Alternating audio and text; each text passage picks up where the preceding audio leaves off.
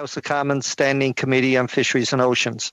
Pursuant to Standing Order 1082 and the motions adopted on October 19th, 2020 and April 21st, 2021, the committee is meeting on its study of the state of the Pacific salmon.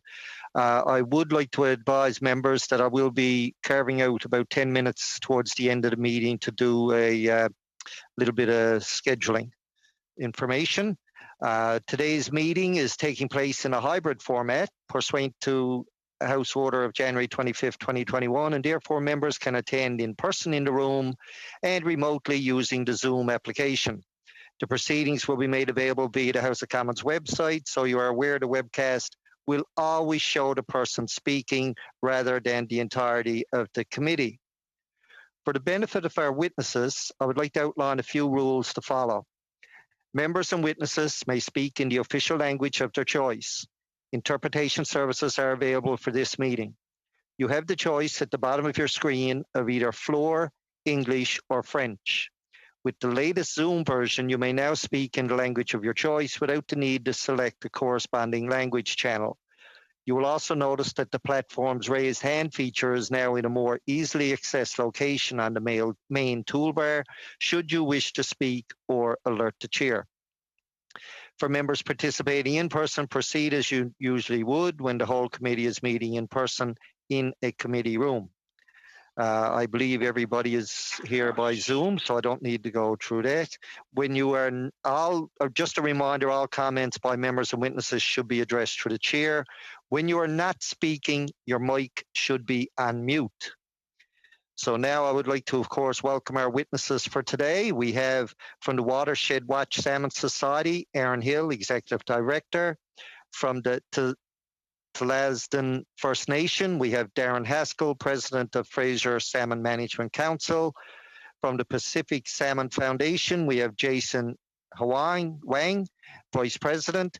From the BC Wildlife Federation, we have Jesse Zeman, Director of Fish and Wildlife Restoration.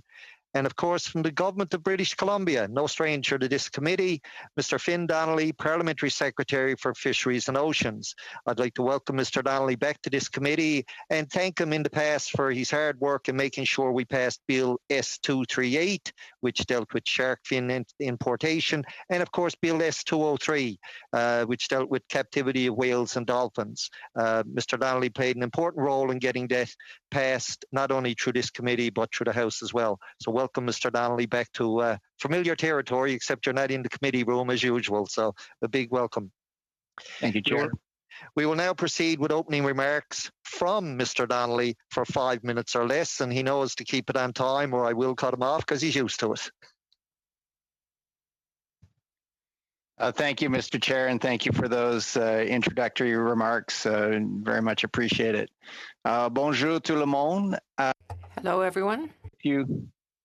It's great to be with you virtually, coming to you from the traditional unceded territory of the Coquitlam First Nation and the Coast Salish peoples. Thank you for the opportunity to present to the Standing Committee regarding the state of Pacific salmon. My name is Finn Donnelly. Yim Yoyos is my Squamish name. Last August, I had the honor of presenting to this committee in my role as chair of the board of a nonprofit charity called the Rivershed Society of British Columbia. This year, I'm here in my new role as British Columbia's Parliamentary Secretary for Fisheries and Aquaculture for the new Provincial Ministry of Agriculture and Food and Fisheries. One of the main reasons I am grateful to be in my new position is to support the value so many British Columbians place on our marine environment and our wild Pacific salmon. When I was last here, I stated that we can't have healthy salmon and salmon runs if we don't have healthy watersheds. I was concerned about the need for increased government action on watershed conservation, protection, and restoration, and encourage the federal government to work with the British Columbia government, Indigenous governments, scientists and academics, conservation organizations, fishers and labor groups, coastal communities, and others to conserve, protect, and restore salmon. None of us will be able to succeed in restoring wild Pacific salmon on our own. We must work together to ensure they are supported for their whole life cycle. In my new role, I am fully committed to working with First Nations and other organizations and the federal government to restore wild Pacific salmon and their habitat. In fact, the mandate given to me by Premier Horgan states just that, quote, lead work with the federal government to develop new strategies to protect and revitalize BC's wild salmon populations. When I was here last, I also asked if you have the political courage to make the tough recommendations needed in your report. Well, now too, I am representing a government, and I can assure you that BC does have that courage, and we will be demonstrating it in our bold new Made in BC wild salmon strategy that is currently being developed, as well as working to double the size of the BC Salmon Restoration and Innovation Fund. Additionally, the province is preparing both a new coastal marine strategy and a new watershed security strategy. These three initiatives will help ensure timely, coordinated provincial action in areas of significance to wild Pacific salmon and their habitats. The province of British Columbia was pleased to see in the recent federal budget the proposed funds for restoring wild salmon in BC, as well as the additional commitment for the BC Salmon Restoration and Innovation Fund, which BC is working towards supporting as well. The province looks forward to discussing in detail how our governments can work together on these objectives, including through supporting watershed restoration and innovation in community fish hatcheries. We also noted the funds that have been proposed for developing a plan to transition from open net pen salmon farming in BC's waters by 2025. Given the recent decision in the Discovery Islands, we would like the federal government to commit to ensuring that any transition plan also includes economic supports for communities, the people who are directly impacted by these decisions while the transition and the return to a wild salmon economy unfolds. When I was here last, I said we needed bold action and leadership, along with a commitment of resources and support to help wild Pacific salmon. No one wants BC's salmon populations to go the way of the Atlantic cod, but we are at a real risk of extirpation of some of BC's once renowned salmon runs. British Columbians want us to work with Indigenous leadership as well as our federal, local, and community partners to ensure these iconic species not only survive, but thrive into the future. We're going to continue to build a Made in BC wild salmon recovery strategy that we can all be proud of. I hope you will join me in taking the actions needed to ensure their abundance and diversity for this generation and generations to come. Merci. Thank you, everyone. Thank you, Mr. Donnelly. It shows your experience when you're 5 seconds left over the spear, so well done. We'll now go to Mr. Zeman for 5 minutes or less, please. Thank you, Mr. Chair, and good to hear the words from Finn today. Thank you for the opportunity to be a witness from the traditional territory of the Silks First Nations. I'm the Director of Fish and Wildlife Restoration with the BC Wildlife Federation. BC Wildlife Federation is the largest and oldest conservation organization in British Columbia with approximately 43,000 members. You're all aware salmon are in critical care. The first thing we need to do is stop the bleeding. That means we stop killing endangered fish before they reach their spawning grounds. In 2019, the minister committed to protect endangered spring and summer Fraser Chinook runs, which are 4.2 and 5.2, by limiting mortality in Canadian fisheries to 5%. This limit was exceeded by over 100% the very first year. In 2020, fisheries in the Fraser River alone exceeded this limit by over 300% for 4.2 fish. The minister has set a limit and DFO has shown it is unable to meet it. This scenario has been repeated for interior Fraser steelhead and Fraser River sockeye. Scientists should identify if there's a harvestable surplus of fish and how many can be harvested by fishers. Management's job is to figure out how to keep that harvest within the limits identified by scientists. It seems DFO management needs an intervention as it consistently demonstrates it is incapable of sustainably managing fishing. After we stop killing endangered fish, the committee should recognize there is likely no silver bullet to salmon recovery, and as a result, there is no silver bullet in terms of how to spend the money. Both the Government of Canada and the Province of British Columbia have separate yet overlapping responsibilities and legislation in terms of managing salmon and salmon habitat. The relationship between DFO and the province can be described as poor. Political will is the only tool we have to improve that. In the context of stabilization and restoration of salmon, inventory, monitoring, and science are the critical pieces. You have to measure it to manage it, and DFO lacks the baseline budget and capacity to adequately monitor key metrics for salmon populations. Critical information we need is both marine and freshwater survival rates to understand where the bottlenecks and changes are in terms of life history. From there, we can identify and deal with the barriers. In freshwater habitat, the legislative and regulatory regime needs implementation of existing tools and overhaul of others. While the relevant legislation often has tools which could help salmon, those tools are rarely used. Enforcement of legislation is low due to funding, capacity, and a lack of political will to do the right thing for salmon. With a federal goal to increase land conservation in Canada, you should be aware nearly every piece of land set aside will come heavily impacted by resource extraction. Funding habitat restoration must be part of the budget for any new protected areas. Both the provincial and federal governments have a history of walking away from conservation areas once land has been set aside. This is the equivalent of picking a tomato and putting it in your cupboard, expecting it to grow. In terms of freshwater habitat restoration, DFO's restoration unit has 16 positions for the entire province of British Columbia, and half of those are currently vacant. The projects it deals with are often proponent-driven and at a scale which is not meaningful for salmon. The restoration unit has no base budget. The restoration unit needs to be adequately staffed, funded, and given the ability to plan at a watershed scale which is meaningful for salmon. Ocean survival is the other piece of the equation, which is still largely an unknown, but peer-reviewed science which deals with manageable issues often points at fish farms, ocean ranching, and pinniped predation. The minister's decision to deal with fish farms is sound and supported by the BC Wildlife Federation.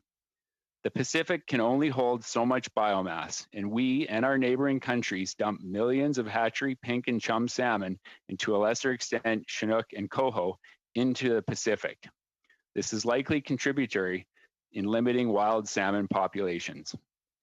In terms of pinniped predation, investing in independent science through post-secondary institutions will give elected officials the best sense of what can be done to improve ocean survival. Yes, DFO be left out of the process other than to fund it, as the department has a habit of hiding science from the public and elected officials. The BC supportive of an adaptive management experiment with regards to pinniped predation. In conclusion, there is no silver bullet. We're in crisis and we need to start working on solutions. Things that can be done right away with immediate benefits is stop killing endangered fish, enforce current laws, update others, transfer net pens to land, add capacity for enforcement, inventory, monitoring, science, restoration, and separate DFO science and species at risk from DFO management. Thank you for your time. Thank you, sir. That was pretty close to exactly on time as well. We'll now go to Mr. Huang for his 5-minute introductory remarks, please. Thank you, Mr. Chair, and thank you to the committee for inviting me today. As a reminder, I've appeared before you previously. I'm the Vice President for Salmon with the Pacific Salmon Foundation. And we thank this committee for your study on the state of Pacific salmon and the attention you're bringing to this matter. I'm going to start with my 3 key points. The first is that the new dollars announced in the federal budget are a great step in the right direction, but an ongoing commitment of funding and effort to support wild salmon recovery will be required. Second, wild salmon recovery needs an overarching plan to guide priorities and guide our investments. And third, the current system and organizational infrastructure is not designed to manage and solve this problem. DFO needs support to reorganize and refocus, and federal, provincial, and First Nations cooperation is essential to success. Now I'll go into a little bit more detail on each of these points. We're pleased to see the funding commitment for preserving wild Pacific salmon in the federal budget. It is imperative that we do everything within our power to support wild salmon recovery. We have the ability to make things better. The current funding announced in the budget is for the next 5 years. And again, this is a great step in the right direction, but it will require ongoing sustained investment to help turn things around for our salmon. We have not seen any detail so far as to how most of the $647 million announced in the budget will be used, and we would welcome opportunity to advise and inform decisions around how these dollars will be applied and activated.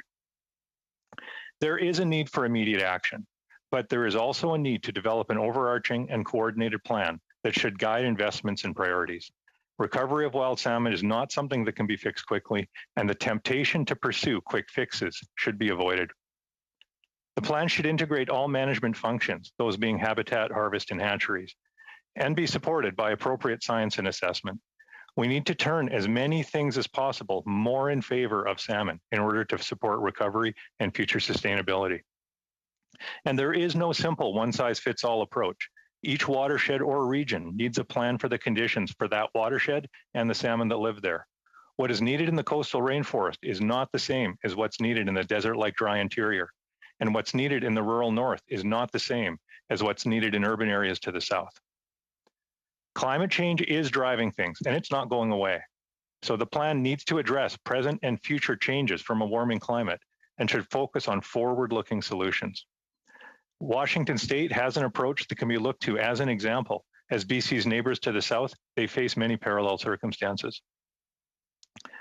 I would submit that we need to reimagine the management system and equip the public service and other partners and collaborators to better manage for salmon in the present day and future conditions. The current system and infrastructure at DFO is not set up for the current circumstances facing salmon. Simply investing more in a management system that isn't achieving the desired result is unlikely to get a better outcome. There is a great need and opportunity for increased coordination and collaboration. The federal government and BC lack a coordinating framework for salmon-related issues. And underpinning the role of these Crown entities are the rights of Canada's Indigenous peoples. There is an opportunity to establish a governance and collaboration model where these entities come together to share responsibility and coordinate for salmon. We need to keep Indigenous public and commercial fishing constituencies engaged and supported as we prioritize recovery. We have their support and engagement now, and we do not want to lose them. This is a major challenge, but it's also a critically important one and one that we can address if we make it a priority. And independent advice should become integral to the management system. The current advisory processes tend to orient toward user groups and rights holders, and these have an important place in the system and should continue. But our recommendation is we also consider a new nonpartisan independent advisory approach focused on salmon recovery and sustainability. As a final point, I've raised a number of big things that will take some time and effort to address. There are also simpler, smaller things that can be done fairly immediately. One example would be the Salmon Conservation Stamp. The stamp is currently just over $6 and in recent years has generated around $1.5 million annually that supports grants to community organizations. Increasing the stamp to just $10 would generate an additional $1 million or more a year that could allow communities to do more to help their salmon and would cost each angler less than a pack of hooks. So in closing, I'd like to thank you for the opportunity to appear again today. The Pacific Salmon Foundation's sole mission is to support the ongoing sustainability of our Pacific salmon. We believe that by doing so, we're supporting our communities, our ecosystems, and future generations. Thank you. Thank you for that. We'll now go to Mr. Haskell for 5 minutes or less, please. Thank you, Mr. Chair. So good morning or good afternoon to the Standing Committee. My name is Darren Haskell. I'm the Natural Resources and Fisheries Manager for Tlaza Nation, which is located in the headwaters of the Early Stewart Sauk. I am also the President of the Fraser Salmon Management Council, which currently has 76 member nations from along the Fraser and approach areas. First off, I'd like to thank the Standing Committee for inviting me to speak again on the state of the salmon. I spoke previously in the summer of 2020. Just this important topic today is that budget announcement. The announcement of the injection of funds into the preservation of wild salmon really came as a breath of fresh air to a lot of folks out here. Some important habitat-related projects began with the BC Shrift, but the injection of funds will ensure that these projects and new ones can begin and will help our salmon for at least the next 5 years and for hopefully many more. As you've already heard, many of the stocks that have been in steep decline over the past years, many different factors have been contributed to these declines. Understanding climate change and the impacts on wild salmon is something that can help us react in a proper manner to these changes. Like for example, right now we already know that the freshet timing has changed in the Fraser River. It occurs almost a full week earlier, and the impacts on fish passage in the Fraser during this time is really great. We know that the ocean has been warming up and really reducing nutrients that migrating wild salmon depend on for food during the long migration around the Pacific. Understanding cumulative effects on wild salmon is also very important. Hearing some of the work that Dr. Christy Hill's group is engaging in with the pit chips on understanding cumulative effects on salmon is something that has been needed for a long time. There's like just an example of cumulative effects building up on these salmon.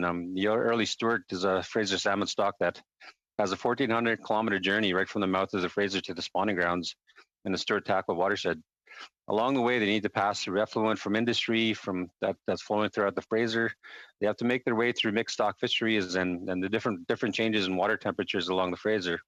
And if that's not enough, they have to go through Hell's Gate on certain years. The velocity going through there is really causes a barrier to their migration. And then after that, now we have the Big Bar landslide for the last 2 years, which has really been a huge detriment on anything that spawns above Big Bar. So we as Upper Fraser First Nations, we've had water quality monitoring stations throughout our watershed, so we can really keep track of what's happening in our backyard. But that's just water quality is only a small part of the studies that need to be done to understand the environmental effects on wild salmon.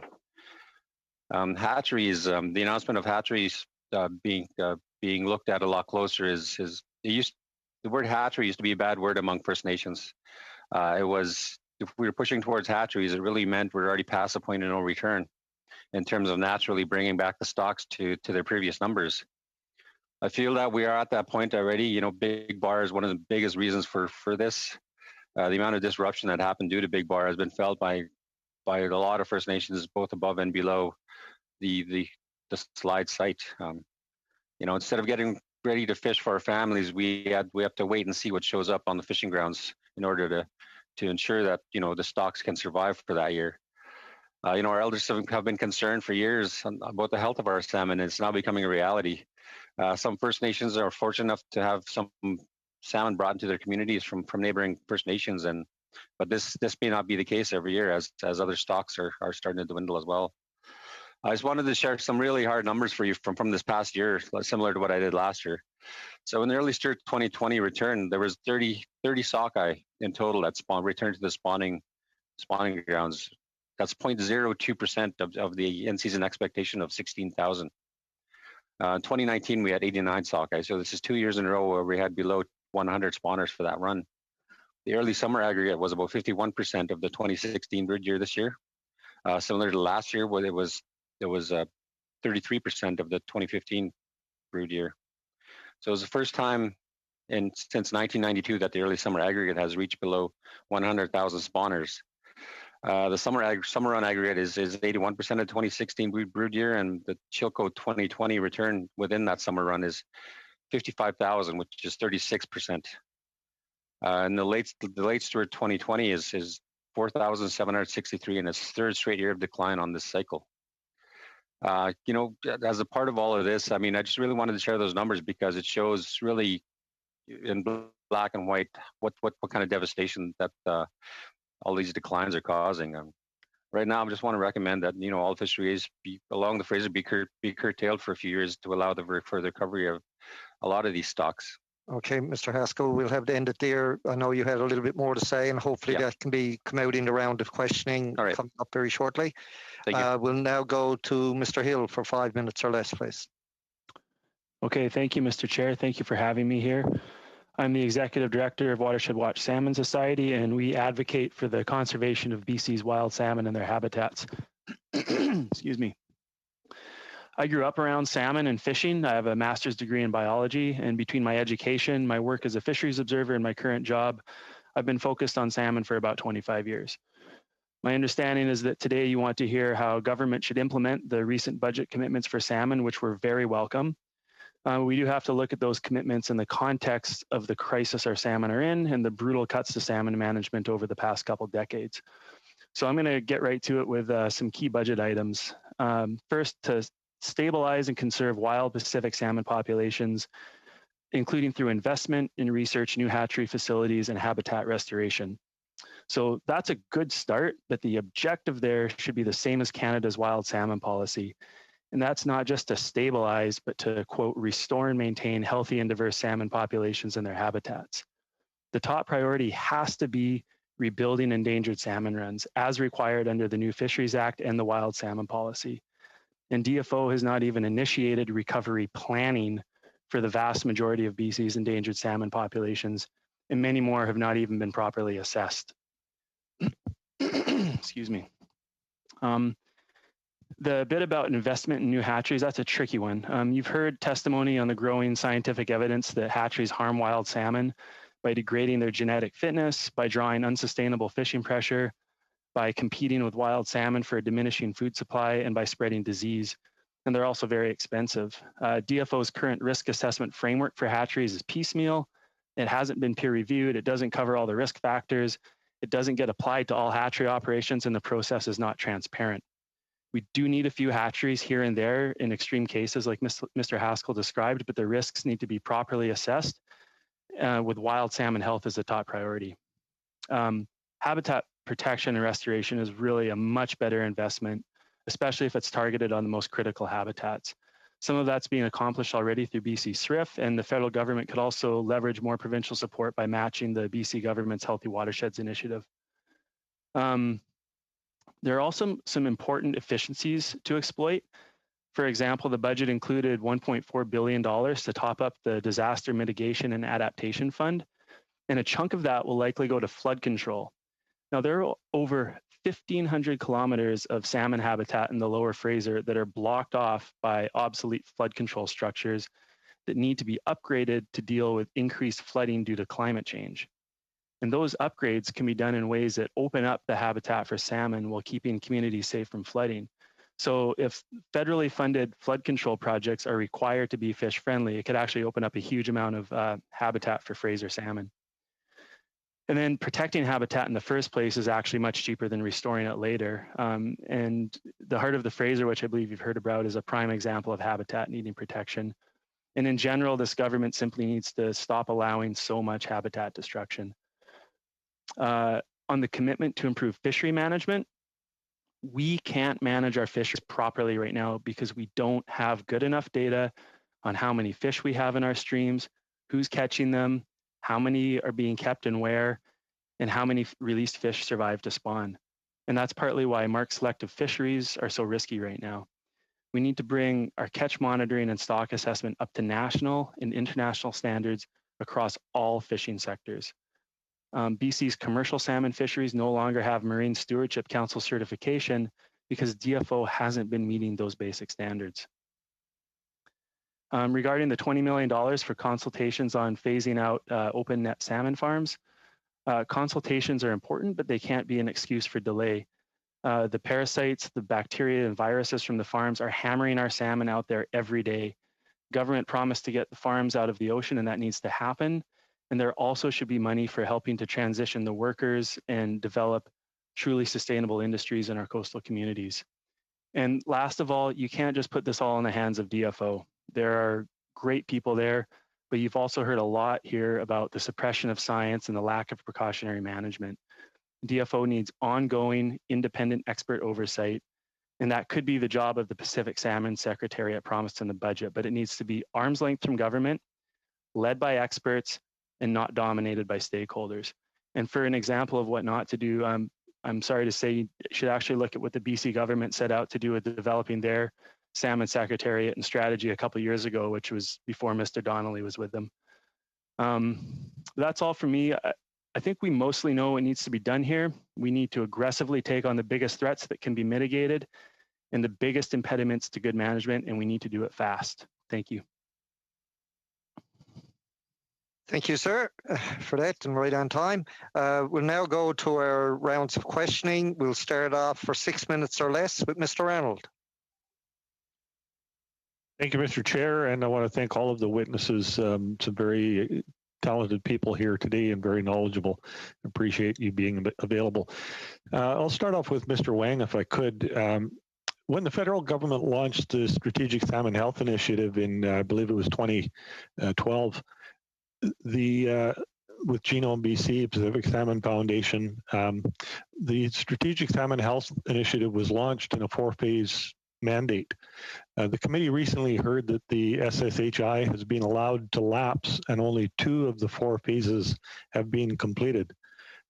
Considering the valuable contributions to the science that SSHI has made in the course of the 2 phases that have been completed, do you think the initiative should continue to provide, or would continue to provide, valuable science if it was resourced and allowed to continue to work through to completion? On a point of order, Chair, I'm terribly sorry. I apologize to my colleague, but the interpreter has indicated to me that my colleague's mic was not close enough to his mouth. So can you settle that, please? You want to say a few words, Mr. Arnold, just to see if it's a difference? Certainly. I've moved the microphone closer in front of my mouth now. Up. Is this better now? Okay, I'm getting a nod from the clerk. Okay, we'll let Mr. Arnold continue on. It seems to be working, and I will let him know that I did stop his time for that mic check. So you're good to go, Mr. Arnold. Thank you, Mr. Chair. I won't go through all of the preamble to that question, but I will repeat the question. Considering the valuable contributions to the Strategic Salmon Health Initiative made in the course of the 2 phases that it completed, do you think the initiative would continue to provide valuable science if it was resourced and allowed to continue its work through to completion of the 4 phases? I'll try to give a brief answer to that, Mr. Arnold.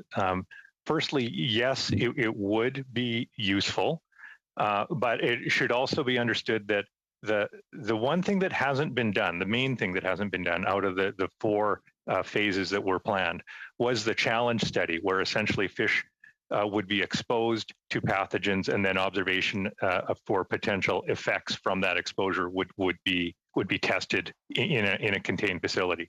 And the reason that wasn't done was because a facility could not be arranged to do that. But in the meantime, the science that has been learned from the SSHI, the Strategic Salmon Health Initiative, and other science occurring both within BC and globally is really indicating that we're past the point of needing to understand whether there's a science basis for risk and effect of open net pen aquaculture on wild salmon. And with the transition announcement of 2025 already established, I think while there is value in the science, we would need to put that into context of what do we hope to achieve from it. And I want to emphasize that the utility of carrying on with the science does not at all change our view that it is appropriate, and we are fully supportive to undertake this transition. Okay, thank you. As you know, the Strategic Salmon Health Initiative's mandate was to, in direct response to the Cohen Commission recommendations and important questions that came out in 2012. The Strategic Salmon Health Initiative certainly helped to answer some of those questions. Since the Cohen report was released, has the scientific basis emerged to support a transition away from open net pen aquaculture? The Pacific Salmon Foundation and myself personally, professionally, believe very strongly that there's a scientific basis for that transition. I think one thing that it would be useful for this committee to appreciate is that the recent findings from the DFO review that was tied specifically to the Cohen Commission on the 9 risk assessments was focused only on Fraser River sockeye. And even with that, there are people in the science community that feel that those 9 risk assessments were not fully scoped. It didn't include sea lice. It did not include a cumulative consideration of all of the elements that were assessed. And there was an error in at least one of those studies that scientists working with PSF and others had pointed out that I believe would be appropriate for correction. But so with all of that, and with the state of our Pacific salmon, and with the consideration of the risks and the appropriate application of the precautionary approach, it's our view that without question, that there's a scientific basis demonstrating risk and that it would be appropriate to pursue the transition. And I put this to someone in the finance sector just last week when we were being interviewed for a podcast. I said, you know, when you manage your money and your major capital, you put it into portfolios and you don't expose it all to the same risk. But if you look at our wild salmon as our natural capital, every salmon swimming past a fish farm on our coast is exposed to that risk. And to the Pacific Salmon Foundation, it would be irresponsible to continue to do that. Okay, thank you. If I've got time for more. Throughout the course of this study, the committee has heard that hatcheries are one tool in the toolbox that needs to be utilized to restore Pacific salmon.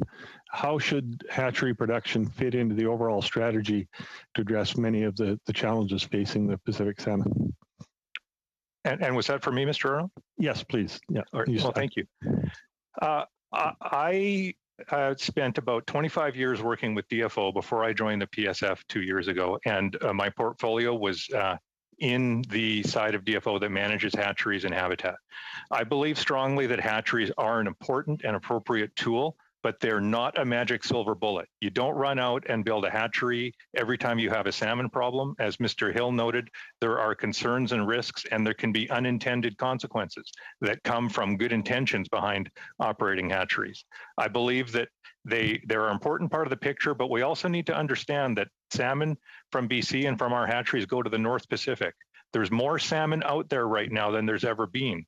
About 40% of them are enhanced, mostly pink and chum from Russia, Alaska, and Japan.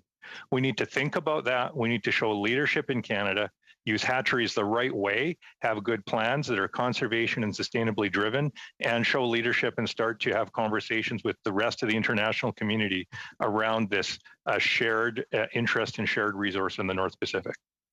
Thank you, Mr. Arnold. We'll now go to Mr. Hardy for 6 minutes or less, please. Well, thank you, Mr. Chair, and it's good to have some of you back, especially Mr. Donnelly. It's good to see you again. Mr. Wang, I'd like to actually let you finish the answer that you were giving to Mr. Arnold. What is the right way to use hatcheries? I mean, are we still in the realm of opinion, or do we have science and evidence to specifically say, look, you do this instead of that? Tell us. I believe we have a very strong body of science that can guide us well, and I think a lot of it is in play now, but there's more to do. PSF is currently undertaking a hatchery effectiveness study as funded by the BC Salmon Restoration Innovation Fund, and we will hopefully have some findings on that within the coming year. But in general, Mr. Hardy, I would say that there's a perception, I think, broadly in the general public that hatcheries are always good, that if you have a salmon problem, a hatchery is a really good way to fix that problem. But the reality is that hatcheries essentially protect and make life for salmon better in one small aspect of their life history. When they're in the gravel up to the point when they're baby salmon and they leave. But when you put them out there, one of the big problems that we have in British Columbia is the fact that these salmon come back as mixed stocks. And so just as an example, if you have two streams that both make 10 fish, and then you put 100 extra fish in one stream and no extra fish in the other, and you go fishing, you're going to catch a lot of your hatchery fish, but you're also going to catch some of those wild fish. And you could inadvertently be reducing the well-being of those wild fish because they swim alongside the hatchery fish. Mr. Wang, it's difficult to affect that. I'll have to jump in here because I do have further questions. Sure. Mr. Haskell, I believe that, we heard from you, particularly in the context of the big bar slide and the remedies there, but we did hear some very interesting testimony from some of the Indigenous First Nations groups further up the Fraser River watershed, again, about hatcheries. There seemed to be at that time a consensus among your community that, you know, small community-run hatcheries were maybe a good way to go forward. Am I remembering this correctly? Yeah, that's kind of the direction we headed because of like the numbers that I shared earlier. We're reaching the point of extinction on 2 of these cycles. You know, less than 100 returning sockeye on 2 of the runs. And as Jason Huang was saying, it's not to the point to create fish so we can go fishing. It's basically just to conserve these runs and keep them from basically going extinct. Conservation-based hatcheries and then small scales just to keep the run alive basically is what we're trying to do right now. We're kind of just pedaling in the water right now, trying to keep these fish alive is where we're at. I think that you know, in the fullness of time, what we're going to need here is a hatchery strategy going forward, particularly when we're looking at this. And I hope that some of the players here today are placed in such a way that they can get together and collaborate and give us some good advice on that regard. That would be very good. Mr. Donnelly, are we in a lucky place of having all of a sudden major convergence between the BC government and the federal government about you know, bringing resources to bear to help out our wild Pacific salmon? Thank you very much for the question, Mr. Hardy, and it's great to see you as well, and great to be back here.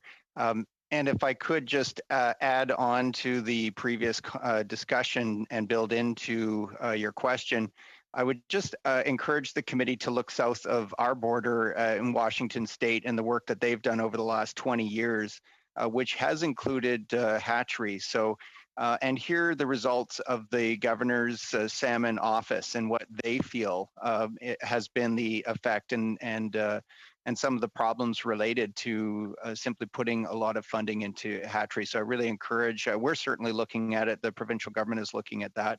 And I would encourage this committee and the federal government to do that. But in terms of your question, Mr. Hardy, yes, I think what I would say is currently the stars are aligned based on the unfortunate situation of some salmon stocks being so low and some salmon populations and runs being in such critical state that there is a real willingness, I believe, certainly from the Premier of British Columbia and the province of British Columbia with, I believe, the federal government and Indigenous governments in British Columbia to work together to develop a wild salmon strategy or a series of recovery strategies, and also a willingness from fishers, the industry, labor, workers, environmental organizations, conservation organizations, those really focused on salmon. You've heard from the Pacific Salmon Foundation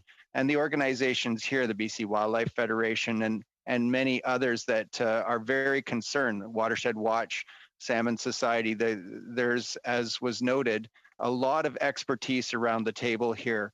You know, Mr. Haskell represents nations within the Fraser watershed in his work. And I would encourage the federal government to work with all of the Indigenous governments and all of these partners along with us at the provincial government to move forward at this time if we are really going to save salmon.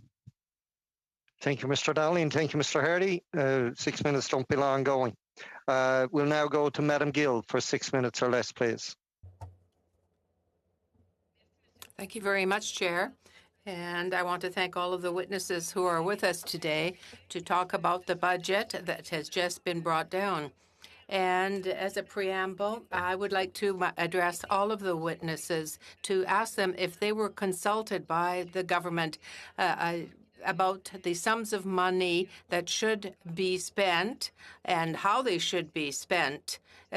So were you consulted before the budget was brought down?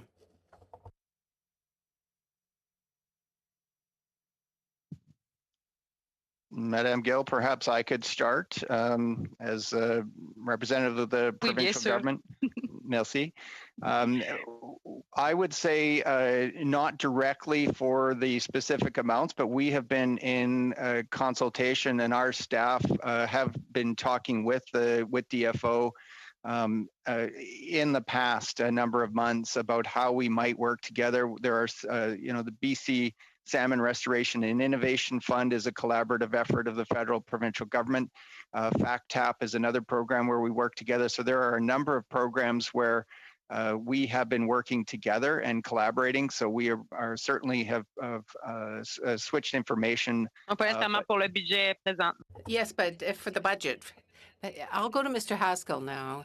Were you consulted with respect to the budget? Thanks, Mr. Donnelly. Not specifically, not directly to ask for how much funds for each of these issues, but they do contain some of the they are addressing some of the areas that we've sent countless letters to the government, to the department on concerns that we have, specifically around funding hatcheries and funding habitat work with BC Shrift, and as well as the addressing the open net pens from many of the nations in our group. They've brought concerns about that. So I'm sorry, I'm going to have to interrupt you, but thank you, Mr. Haskell. Now, Mr. Huang, can you answer yes or no? Were you consulted with respect to what is in the budget as to the breakdown and the amount? Thank you, Madam Gill, and I'll refer to my opening testimony. No, we were not. We're hopeful, but we don't know any detail at this point. Merci, peut-être. Thank you, Mr. Hill. Now, same thing. And I'm talking about the government, not the committee here. Thank you. Yeah, we were not directly consulted about the specifics of the budget, but we put forward a lot of our asks about what we'd like to see in the budget, and we do feel like they were reflected in the large general amounts or the breakdown of what's in there. But it's the implementation that really matters, and that's what we're focusing on now. Merci. En fait, c'est. Thank you. Do I still have time, Mr. Chair? I've sort of lost the seconds ticking by, but I want to be at a point now where we are placing specific amounts over, say, a 5-year time frame. So I want to know what, with all the witness and the evidence that has been given to us, I want to know what you would have thought would have been important to be found in the budget. Mr. Donnelly and others have said that this was an audacious budget. It seems that there are sums of money there that are ill-defined, Mr. Hill. But do you really think that the sums of money in the budget really reflect the environment of need that is there? Are you happy with what is in the budget? Évidemment, ça s'adresse à tout le monde. Of course, this is for all the witnesses. Madam Gill, perhaps, Mr. Chair, I'll start, and appreciate the question. I think that BC is eager to work with the federal government in developing new strategies to protect and revitalize BC's wild salmon populations, including furthering our partnership on the BC Salmon Restoration and Innovation Fund. I think, as has been stated here, this is a good start, and I think more needs to be injected. Yes, but was it an audacious, bold move to protect the salmon? The term audacious, bold, is really important in my question. So do you agree? Is it audacious and bold as a move to protect the salmon? It's a great question. I always want to see more. I think it will say is certainly one of the biggest investments we've seen out of a federal government in the last decades. So I think this is certainly a good step in the right direction, and it is. If it isn't bold, it's pretty darn close.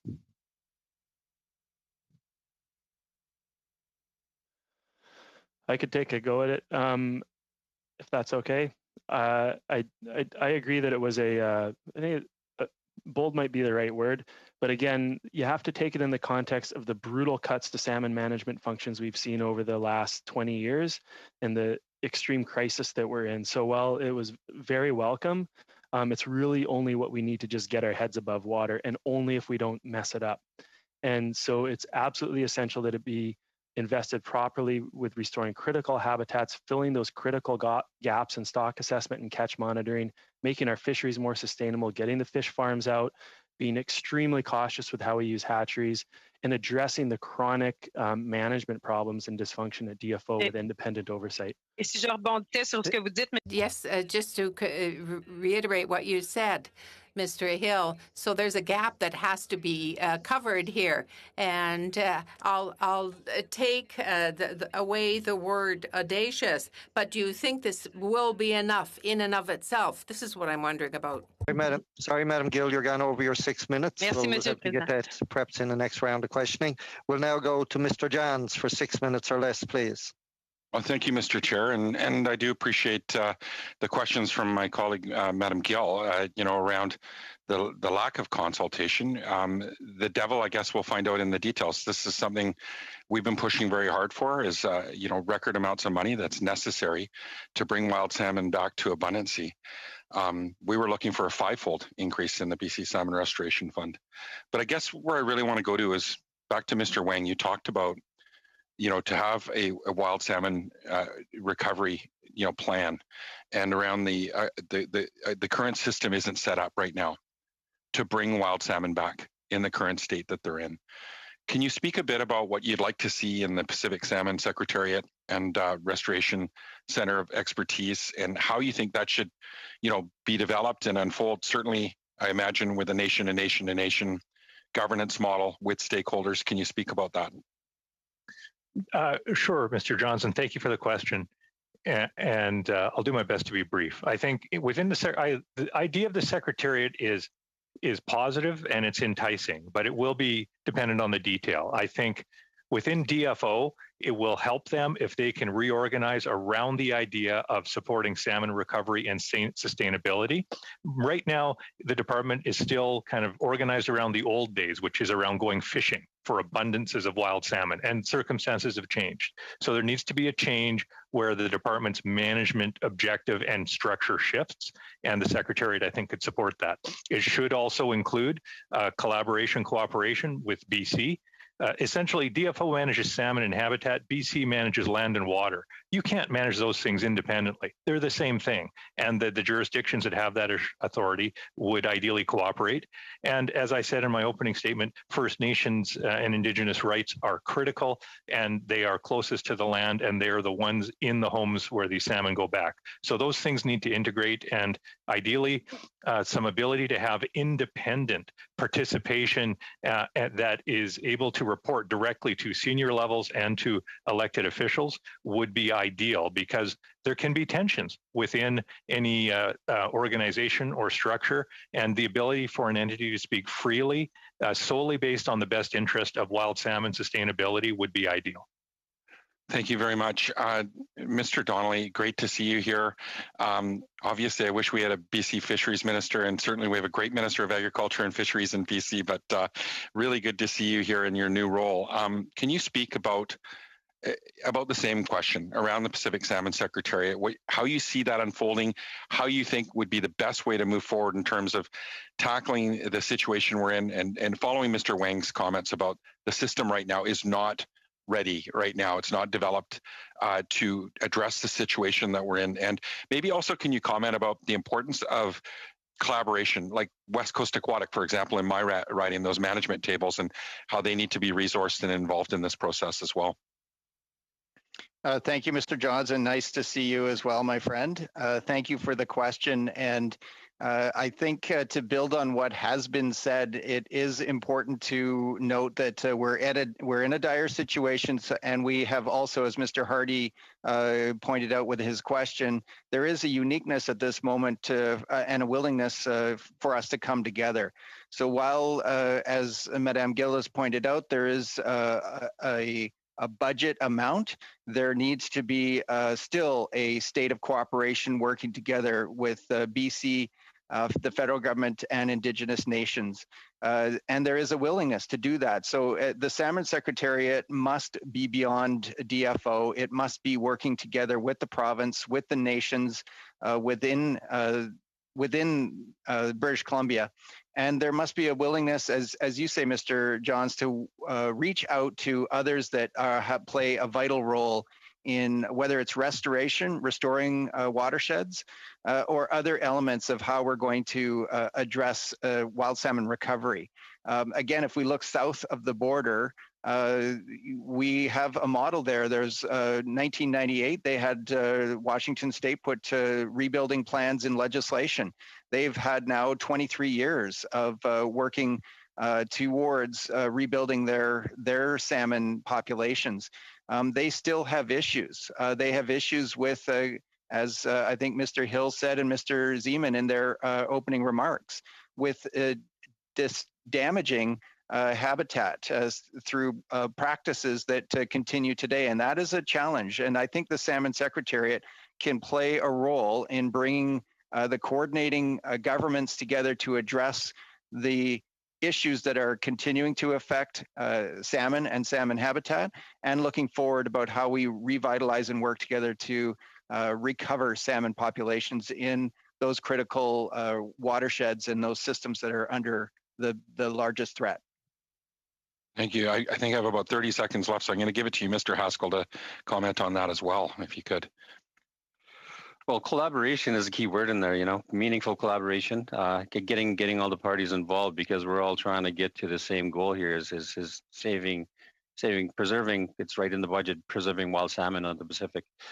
And, you know, we've had kind of ways that have worked in the past and other ways that haven't. And really, it's really important to really have, I like the idea that Mr. Huang had of having that independent scientific approach to that and having that input from that side of things, because as of right now, the stakeholders involved really are that are involved in the management of sockeye. Really, they take science advice, and the science branch does not have a direct say in the final decisions that are made. So. Okay, thank you, Mr. Johns. We'll now go to our second round of questioning. We'll start off for 5 minutes or less. Mr. Calkins. Thank you, Chair. And I want to start asking Finn, can I just call you Finn and you can call me Blaine like we just did for years in the committee? Is that okay? That sounds great. Okay, Finn. So my questions are for you, and congratulations, by the way, on your new role with the provincial government. So, as you know, last December, Minister Jordan released her Discovery Islands decision. And to my knowledge, there was no plan for workers or the communities therein in British Columbia that really do depend on those salmon farms for jobs and paychecks, and they're fairly hard hit. So I guess my first question for you is, were you or were the provincial minister or as the provincial government ever consulted with by Minister Jordan prior to the release of her Discovery Islands decision in that regard? Thank you for the question, Mr. Calkins. And by the way, it's great to see you, and thanks for the note. It's great to be back in my new role. And you do ask a very pointed question that I agree that there needs to be a support when decisions are made. So the Discovery Island decision definitely or could impact workers. And so that support needs to be, and we've identified that it needs to be there if workers in aquaculture are impacted by that decision. So there's two issues that are happening. One is the Discovery Island decision, which was affecting 19 farms in British Columbia. And there's also the transition process, which is happening concurrently. So the federal government has been in consultation with us on a number of items, and they've been working closely with us on, in fact, I think it was one of my first calls that my federal counterpart talked to me about being involved with the transition process. So that part, there was collaboration and we worked together. And I believe that series of consultations has now finished. There was a pre-consultation and then a consultation process. that happened and just wrapped up, and a report is being submitted. So that report, I believe, those recommendations that come out of that consultation will drive the transition process, and there is funding in the budget for that. In terms of the Discovery Island decision, the province is still waiting to see the outcome. As you are aware, there were court challenges. One of the proponents was successful at their court case, the injunction. We're waiting to see what will happen with regard to that and the next steps. My understanding is that will continue and that will move through, and we're anxious and awaiting to see the decision of the courts and of the minister, as she will have to now respond to that case. In terms of collaboration, that is certainly what we heard. It was the Discovery Island decision was very different from a process that the provincial government used a year or two earlier, which is referred to or more commonly known as the Broughton Archipelago process. And that was seen as much more of a collaboration that involved more than just government to government. It involved government to government to government and industry and others directly affected by the decision. So is there a need for increased collaboration working together? Absolutely. That I believe will continue and needs to happen in this next transition process. And we'll have to wait to see, what the minister, the federal minister, is going to do with regard to the court injunction and the looking at those licenses. And where the provincial government comes in is we will be looking at renewing tenures, and that means a negotiation with the nations that are impacted in those territories where those tenures occur. So that is many of those tenures are going to be renewed in June of 22, which coincides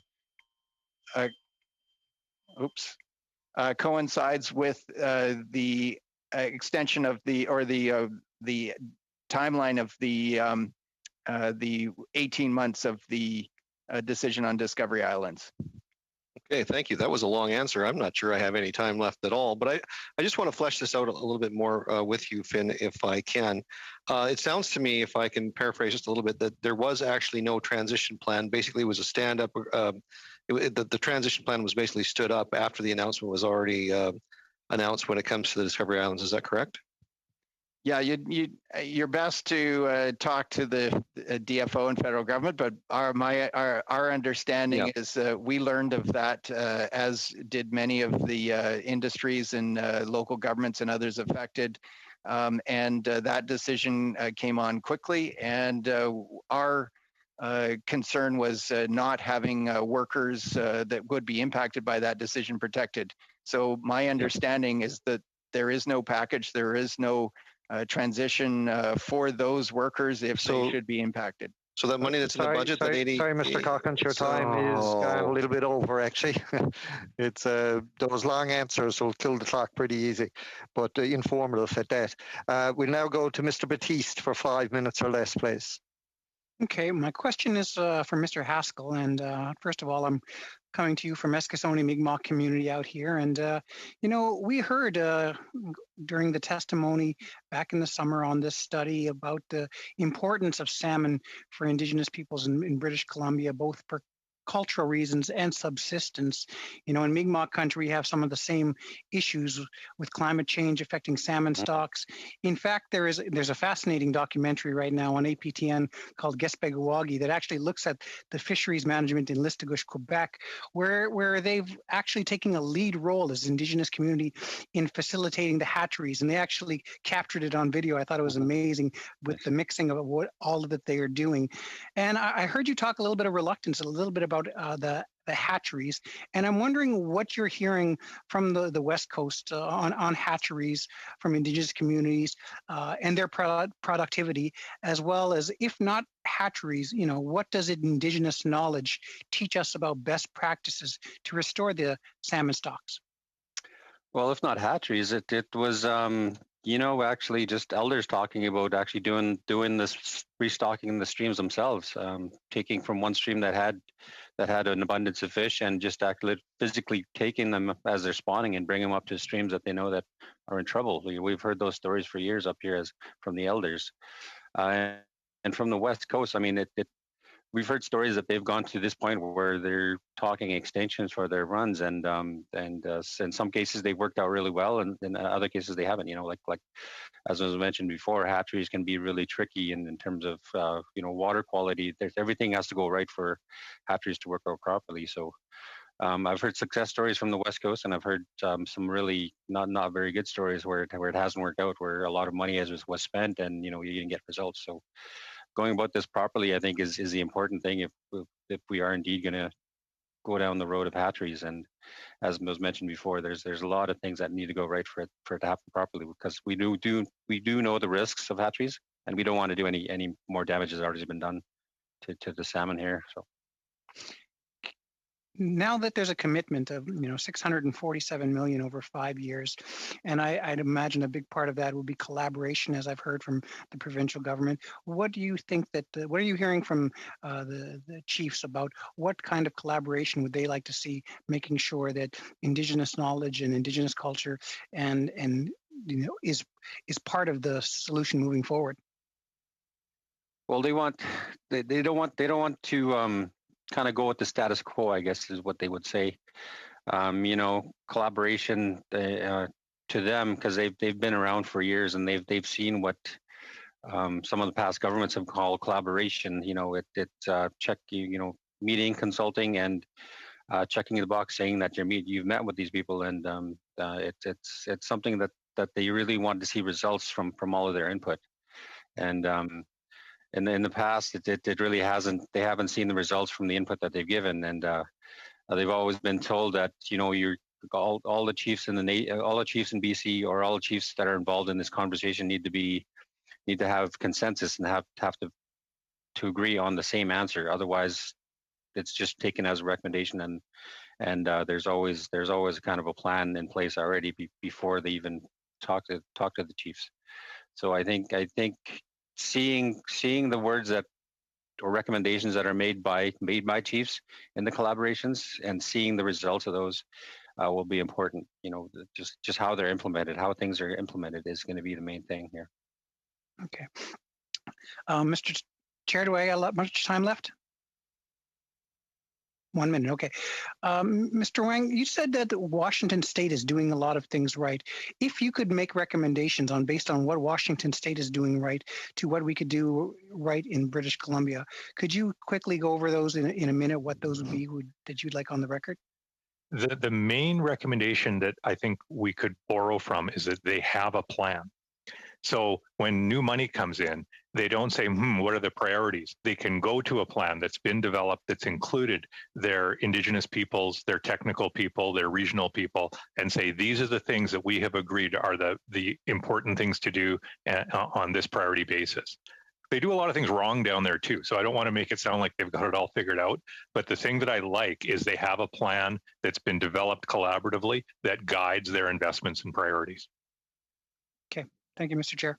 Thank you, Mr. Batiste. Right on time. Now we'll go to Madam Gill for 2.5 minutes or less, please. Thank you very much, Chair. I have a question for Mr. Haskell. I was struck by this because he said budgetary measures were important to reestablish the stock. But he spoke also about other things that were not budgetary in nature. He talked about fisheries. So what would he be able to tell us about what is not just budgetary, but other efforts that could help to rebuild the stock? And again, Mr. Haskell, this is for you. Okay. Other things that weren't just budgetary, I guess, would be the the involvement of industry folks in terms of keeping in line with environmental guidelines that are put in place. We hear that it's always a balance between environmental and economics. Economics plays a huge part in how environmental laws are followed up in this area, not only in the area along the Fraser. A couple of years ago with the Mount Poly disaster, the economics of that were played a big role in how that was responded to. I think just seeing that the people on the ground that are being affected are really important in how this rolls out and how this response recovery to the recovery of the salmon is implemented. Having the people on the ground involved right from the get-go and in the planning, as Mr. Wang has said, is specific and very important. I think you brought up the issue of the decline of the fishery, Mr. Haskell. And this is what you did say, did you not? You talked about the perhaps a drop in the amount of the fish take, and you spoke to that in your introductory remarks. Am I correct? Yeah, yes, I did.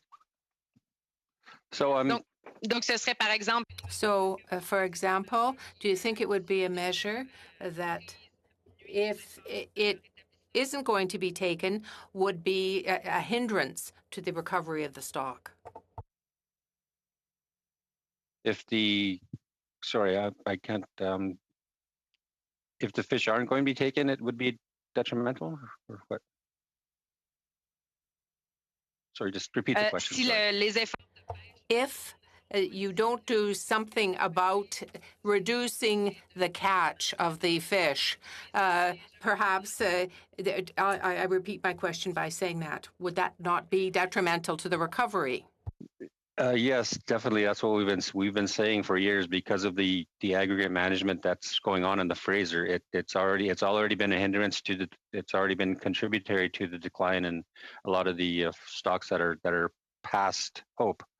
There's a saying in the phrase, it's just kind of sad, but there's no hope past hope. A lot of times you say in terms of management of the stocks, and a lot of these upper Fraser stocks have to get through those mixed stock fisheries. Early steward travel with Chinook, and there's a lot of Chinook fisheries, and a lot of times later in the year as well. If there's chum fisheries, then that has effect on the late run sockeye. So the mixed stock fisheries and the aggregate management is a definite issue. Thank you for that. Thank you, Madam Gill. We'll now go to Mr. Johns for 2.5 minutes, please.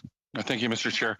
Mr. Hill, you talked about habitat protection and restoration. I really appreciate your comments there and the importance of investing in restoration, but the critical piece of habitat protection, and certainly about industry and the impacts of that.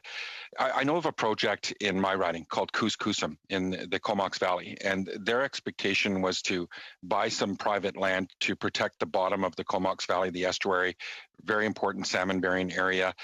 They got a commitment from local government, from the local First Nations, and they got the province on board, but the federal government didn't have any fund opportunity to buy land for conservation, critical property. And it ended up that the province had to double down and cover the federal portion as well to save the project and buy this critical piece of salmon habitat. Can you speak about the importance of the government creating conservation financing that can leverage foundations and other levels of government funding to save critical habitat? Thank you, Mr. Johns, that's a really great question, and that is an important issue. There is a allocation in the budget in the billions of dollars. I forget the exact amount, but it was for helping Canada meet recovery targets for land and water protection. And that should definitely be applied to some critical salmon habitats. And an example I want to provide you is in the lower Fraser. I mentioned the issue of flood control and all of these flood control structures that are blocking salmon habitats. A lot of those are dikes built along sloughs that protect farmland and communities from flooding. One of the ways that you can actually increase the habitat is if you acquire land from farmers and other landholders, and move the dikes back a little bit. So you give the river a little bit of room to flood naturally, so it's still safe for communities, and it opens up the habitat in a way that's really good for salmon, gives them safe nursery habitat that they can hang out in that really vulnerable early life stage. So the previous, just sorry to cut you off because time is running out. The previous funding was really the federal money for protected areas was for large swaths of land. Can you talk about how important it is to have targeted funds for smaller pieces too, like you're talking about, that are critical? Yeah, like headlands areas. It's absolutely essential, and I think that needs to be made clear to landholders and municipalities and the people who can actually benefit from that, and really make it happen, because it is essential. Thank you, Mr. Johns. We'll now go to Mr. Major for 5 minutes or less, please. Thank you, Mr. Chair, and thank you to all the witnesses that are coming out this afternoon. Mr. Zeman, you mentioned in a previous testimony that the impact that poaching is having on Pacific salmon. You specifically mentioned the concern with illegal netting. Do you believe that the federal government should invest in fisheries monitoring for illegal harvesting? And if so, what are some of the key investments you would like to see to make a difference? Great question. Thanks, Mr. Major. And Mr. Haskell actually referenced this as well. So last summer, we had the worst sockeye return in the Fraser River's history. We had 293,000 fish show up. We normally have 10 million. So that's a 97% decline. So bad that the scientists in DFO recommended that we don't run the test fishery. Those fish that were headed up towards Mr. Haskell, there was an illegal fishery on the mid-Fraser last year where over 10,000 of those fish were caught and killed. And in that fishery as well, there were 4 steelhead from endangered interior Fraser steelhead that were caught and kept. So we not only have 1 endangered run that's being imperiled, we have 2. And the number of Chilcotin fish this year is going to be 80 fish. So we potentially caught 5% of them in a matter of weeks in an illegal fishery. So there are tens of thousands of fish that disappear on the Fraser every single year due to a lack of investment and enforcement. And when we get down to stocks that have 50 or 80 or 2 fish, it's very easy to drive them to extinction. So the investment there is definitely in collaboration, it's in education, and it's also in enforcement. And the folks in enforcement try as hard as they might, there are just simply not enough of them to do their job. So I would say supporting them and increasing enforcement on the river, and also building roundtable processes where everyone can see themselves in fish, and protecting fish would be highly valuable for the Fraser River. Okay, great. I guess, Mr. Haskell, you were mentioned in that. I didn't know if you want to follow up. Anything to add? No, I think enforcement is important, especially in those areas that were mentioned there. We hear directly from some of the enforcement officers and that branch, and in some of our meetings during the off season, and the amount of hours, the man hours that they put in to try to cover the large areas that they're assigned is just really, it burns these guys out. You know, I know a couple of fisheries officers myself that we work with. And the area that he covers, he's based in Prince George. He goes as far down as Williams Lake. He goes as far north as close to Fort St. John. Comes out west towards Terrace. So that's one area. And I think they might have had a new officer this year. There might be 2 or 3 guys that are covering that entire area. So that's just an example of the areas that they cover. Wow. And they've taken from that office to assign permanently till the Mount Poly investigation is done as well. So, wow. Quite the area. I'm learning lots on this committee. I'm from the Manitoba, so prairie boy, learning lots about fish. Mr. Wang, there's been a lot of discussion about pinniped populations decimating juvenile Pacific salmon populations. How do you believe the government should manage this concern that is contributing to ongoing stock declines?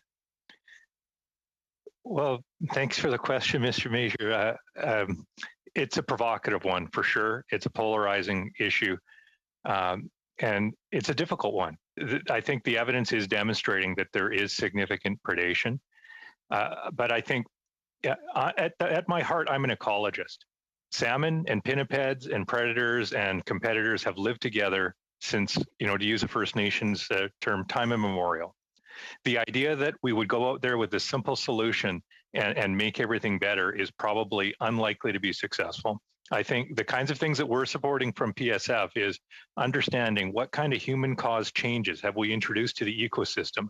Things like booming logs in estuaries that make perfect haulouts for seals and sea lions, and in places where salmon concentrate, and probably likely is contributing to increased predation. And so we're thinking that the way forward on that, at least for us, is to support undoing the ecological changes that are giving these pinnipeds an advantage to try to restore the natural balance.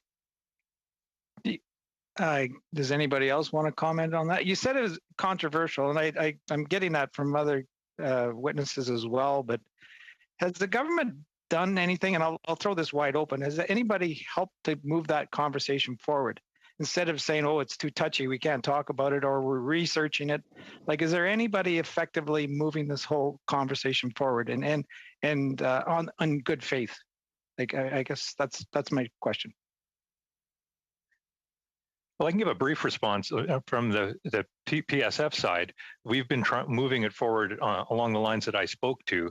Some of the studies that we did were part of identifying the degree of predation from pinnipeds on juveniles and adults. We are carrying on with studies now, trying to understand where it is these things are happening, and so that we can understand management measures that could reduce the advantage. But I'll stop there because I'm sure others want to weigh in. Thank you, Mr. Major. You got a little bit over time. We'll now go to Mr. Cormier for 5 minutes or less, please.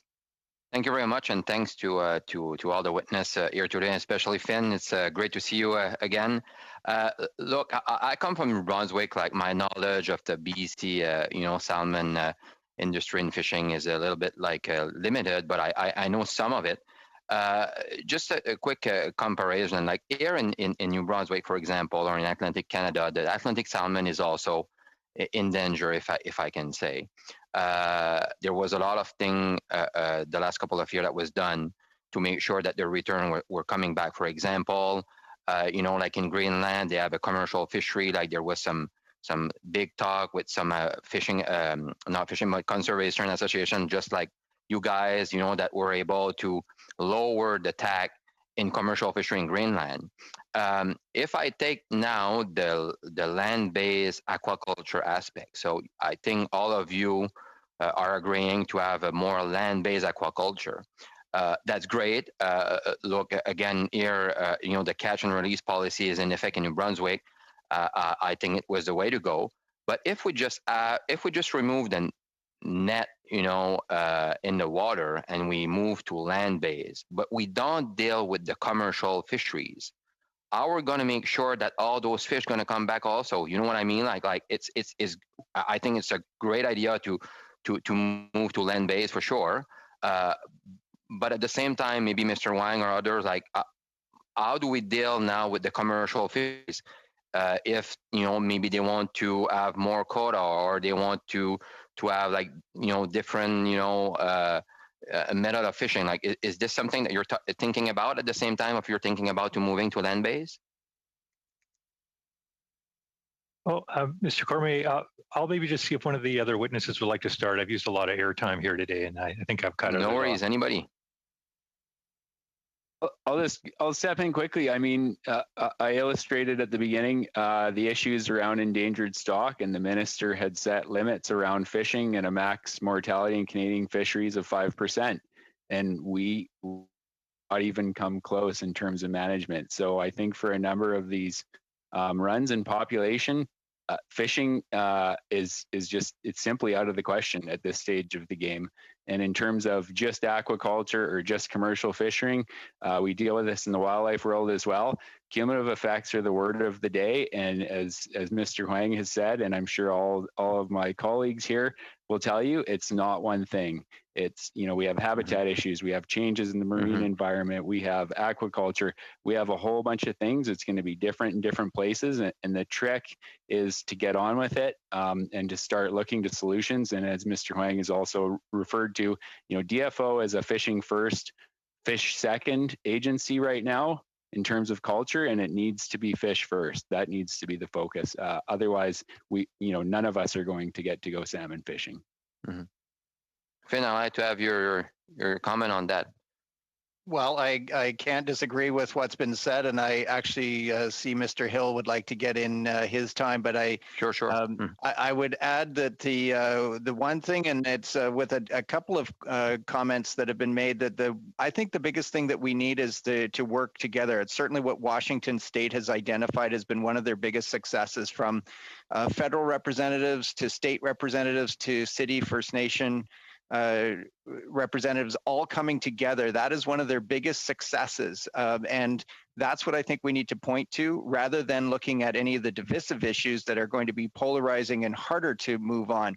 So you're absolutely right, Serge. We definitely need to look at the fishery and how it's managed, and look at selective, or as Mr. Zeman has pointed out, mixed stock impacts. And there are solutions there, and there are many solutions with whether it's habitat or community hatcheries. So we need to look at those that we can come together and agree to. So sorry, I hope I've left a few seconds for Mr. Hill. Go ahead, Mr. Hill. Go ahead. Well, yeah, I do think there are opportunities to fish selectively. We need to make sure that we need to know that we're only taking the harvestable surplus of a known stock that has a healthy harvestable surplus. And that's why we need that better catch monitoring, so you know what we're catching and where we're catching it, and that it's from a healthy stock. And we need to transition our fisheries from the mixed stock fisheries more to what's called known stock fisheries, using selective technologies. There is a lot of opportunity there. Well, thank you very much for your great work, and I hope there's some salmon left for me to go fish those beautiful river and maybe swim with you, Finn, on the Fraser. I look forward to that, Serge. Thanks. Thank you, Mr. Cormier. We'll now go to Mr. Bragdon for 5 minutes or less, please. Thank you, Mr. Chair, and thank you to each of the guests today. So appreciate hearing the testimony that we have. And my first question I'd like to address to Mr. Donnelly, and congratulations on your appointment, Mr. Donnelly. And to have both federal and provincial experience is something that I think is great to be able to draw from, for sure, in the role that you're serving. My colleague had raised a couple of questions around this as it pertains to the decision to transition away from net pins in the Discovery Islands. But my understanding from your testimony is that you were given no notification of that. And I just want to follow up. When the BC government realized that there was no plan from the minister to support the transition she had just initiated, how did the BC government respond? Thanks, Mr. Bragdon, for the question. And I'll add that I was also a municipal city councillor, so I've got all three to look at there. But yeah, in terms of the DI decision, the Premier was very loud, and you heard his concern for workers right away. If there was a package that came with the announcement of canceling those licenses, I think you would not have heard the concern from the province. Our concern is for those workers, for the communities, and we have certainly heard from the mayors of those communities impacted as well. So I think that's one of the things that needs to be considered in this transition, that and as we go forward with the fallout of what has happened with the DI decision. So that is why I think there is a willingness for the federal government or the province for us to work closely with the federal government as we move forward, because as many of the witnesses have said, that this is a series of cumulative impacts that are affecting wild salmon. We need to address all of those as much as we can with our management decisions in order to give salmon a fighting chance. One thing that I would add, and I think others have asked this question, is what more can be done. And I think it's looking at our decisions in government through a watershed or a salmon lens. Once we do that, it will start to become much easier in terms of seeing what the solutions are. And it unfortunately will still be complicated in terms of addressing the issues because we've left it to this point. But using a salmon lens, certainly in the province, will start to help with impacting those decisions. And I know that I've heard from aquaculture industry representatives who say absolutely they are focused as well at maintaining wild salmon and the wild salmon economy. So there is an absolute interest in all of us getting this right and working together. Well, thank you, Mr. Donnelly. And in follow up to that, I mean, I think the more responsible approach would obviously be proper and thorough engagement of all sectors, especially those that are going to be affected by these decisions on the front end, including municipalities and, of course, the Indigenous communities that were affected, as well as the municipalities and the industry stakeholders and the farmers themselves. I think with that in mind, do you believe that when the rug was virtually and literally pulled out from underneath of them, that there should have been a transition plan announced simultaneously so that the sector and those whose livelihoods were directly affected and the communities that were directly affected didn't just have the announcement to deal with, but they had a plan to go with it for transition? And are you encouraging your federal counterparts to come up with that plan in conjunction with you folks? Absolutely, Mr. Bragdon. I'll give a much shorter answer than I gave your colleague, Mr. Calkins, who I don't know, Blaine, was that a compliment that I gave a long answer?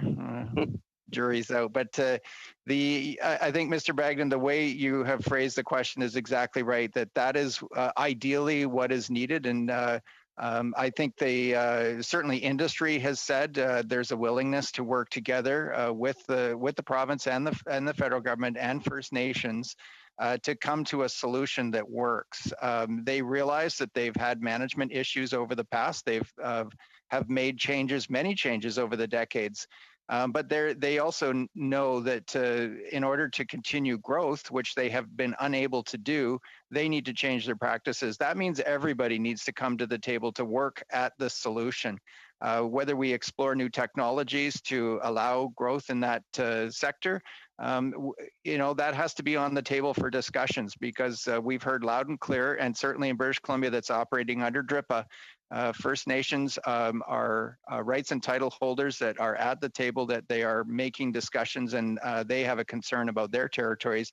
And we as the provincial government have a concern about wild salmon, and we want to see a flourishing aquaculture sector. And so we need to get this right. Well, thank you, Mr. Bragdon. We'll now go to Mr. Hardy for 5 minutes or less, please. Thank you, Mr. Chair. Mr. Zeman, earlier on in your testimony, you were saying that you would recommend separating DFO science from DFO. Why? Why would you do that? I would say separating DFO science and species at risk from DFO management. And I think that's been reiterated. I can't remember, someone else mentioned it, but quite often there's a sense, and certainly I've lived through the CSAS process around Interior Fraser Steelhead, where it appears after we went through a peer review process, the ADMO's office changed the wording in the document. And so that illustrates the why. Is there is seems to be a culture around hiding some of the science and the recommendations. And I think there needs to be a separation between state and church inside of DFO, in the sense that science tells you what's available for harvest and what you should do or shouldn't do. And that should be public information. After that, management can make a decision. But hiding these documents and hiding the paper trail that science provides, I don't think that's in the public interest, and certainly isn't in the interest of wild salmon. So that's why I would make that reference for sure. There used to be a separation, was there not? Yeah. Well, I think you could talk to some of one of the big names, and David Schindler, who recently passed away, and he will tell you that originally, before the days of DFO, the board, the office in Winnipeg was all full of scientists. In a matter of years, it was full of MBAs and very few scientists. And I mean, that continues to today. And like I said, DFO is about fishing first and fish second. And we are at such a critical point with our salmon that we cannot afford to have that mentality. It has to be fish first, fishing second. Mr. Donnelly, I want you now to put all three of your government experience hats on. Do we need, I mean, we're aligned, as you said, for really a new era of collaboration between the federal and provincial governments. Do we need to incorporate municipal governments into this as well? I would say yes. I think you need the third rights and title holder to add to provincial, federal. I think you need Indigenous governments in that. That's a critical element, certainly in British Columbia. However, beyond that, I think having industry, municipal governments, the environmental, non-government sectors, conservation organizations, the groups around this table participating, you hear the wealth of knowledge that exists. So I would say absolutely the municipalities, they're going to play a key role in terms of doing the watershed restoration in their municipalities. They have been doing that. If it comes to fish passage, fish connectivity, they're already doing that. What's needed is a coordinated effort beyond their municipality so that we can stitch them together within watersheds, within ecosystems throughout the province. Okay, I'll call it there. I'll call it there. Mr. Hill, or actually anybody, but I'll go to Mr. Hill because I haven't asked you a question yet. A lot of money has been spent over the years in various programs, but I don't get the sense that anybody has had like the big picture map of, okay, this is happening here, this is happening there, we're doing this, we're doing that. It seems to be in bits and pieces, but there's no kind of strategic coordination that's been present in all of these, wonderful one-offs that have been happening, but the cumulative benefits don't appear to be there. Or am I wrong? No, you're right. There is a strategic plan, and it's called the Wild Salmon Policy, and it has what's special about it is that it has a set of strategies and action steps that include an accountability framework. And none of the strategies have really been fully implemented. And so, strategy 1 is to assess the status of wild salmon populations. Strategy 2, assess their habitats, and it goes on.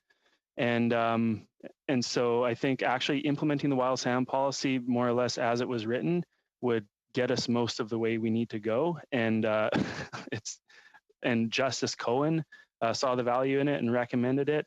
And we've been saying it for years. It needs to happen. Thank you, Mr. Hardy. Oh, goodness. Okay. Don't be long gone by. 5 minutes is a short time. We now go to Madam Gill for 2.5 minutes or less, please. Yes. Thank you very much, Chair. I would have liked to have heard a bit more from Mr. Zimmern, who talked about science and its independence and the availability of scientific data.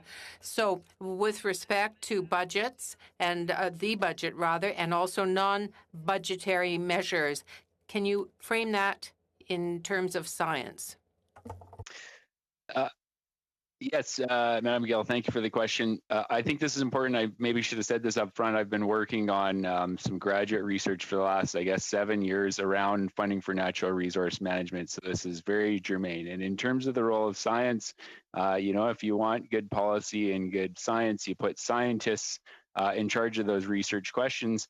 And there's huge value. Everybody's referred to Washington State. Well, let's start with where Washington State's money comes from. They get $600 million in hydro compensation. The NOAA shows up with over $1 billion, and the Fish and Wildlife budget is $220 million. So they are orders of magnitude more than what we have in BC. And so the science piece under that, the strategic avenue through that is we have all these public servants who are called professors, who have students who are exceptionally intelligent that, quite frankly, we don't pay a lot to go out and do work. And that is the place to run science out of, is to offload a bunch of these questions onto academics and people who can put you in front of the answers. I certainly am concerned when I see things internalized inside of DFO, because I'm very well aware, and the ATIPs show that quite often, if the answers don't line up with what managers want or the top end of DFO wants, the science doesn't see the light of day. And so I think that's where the independent piece around science goes. And even in terms of the Secretariat, having some of these people who are outside of the DFO world, who are great scientists in charge of these research questions, is definitely where the investment should go.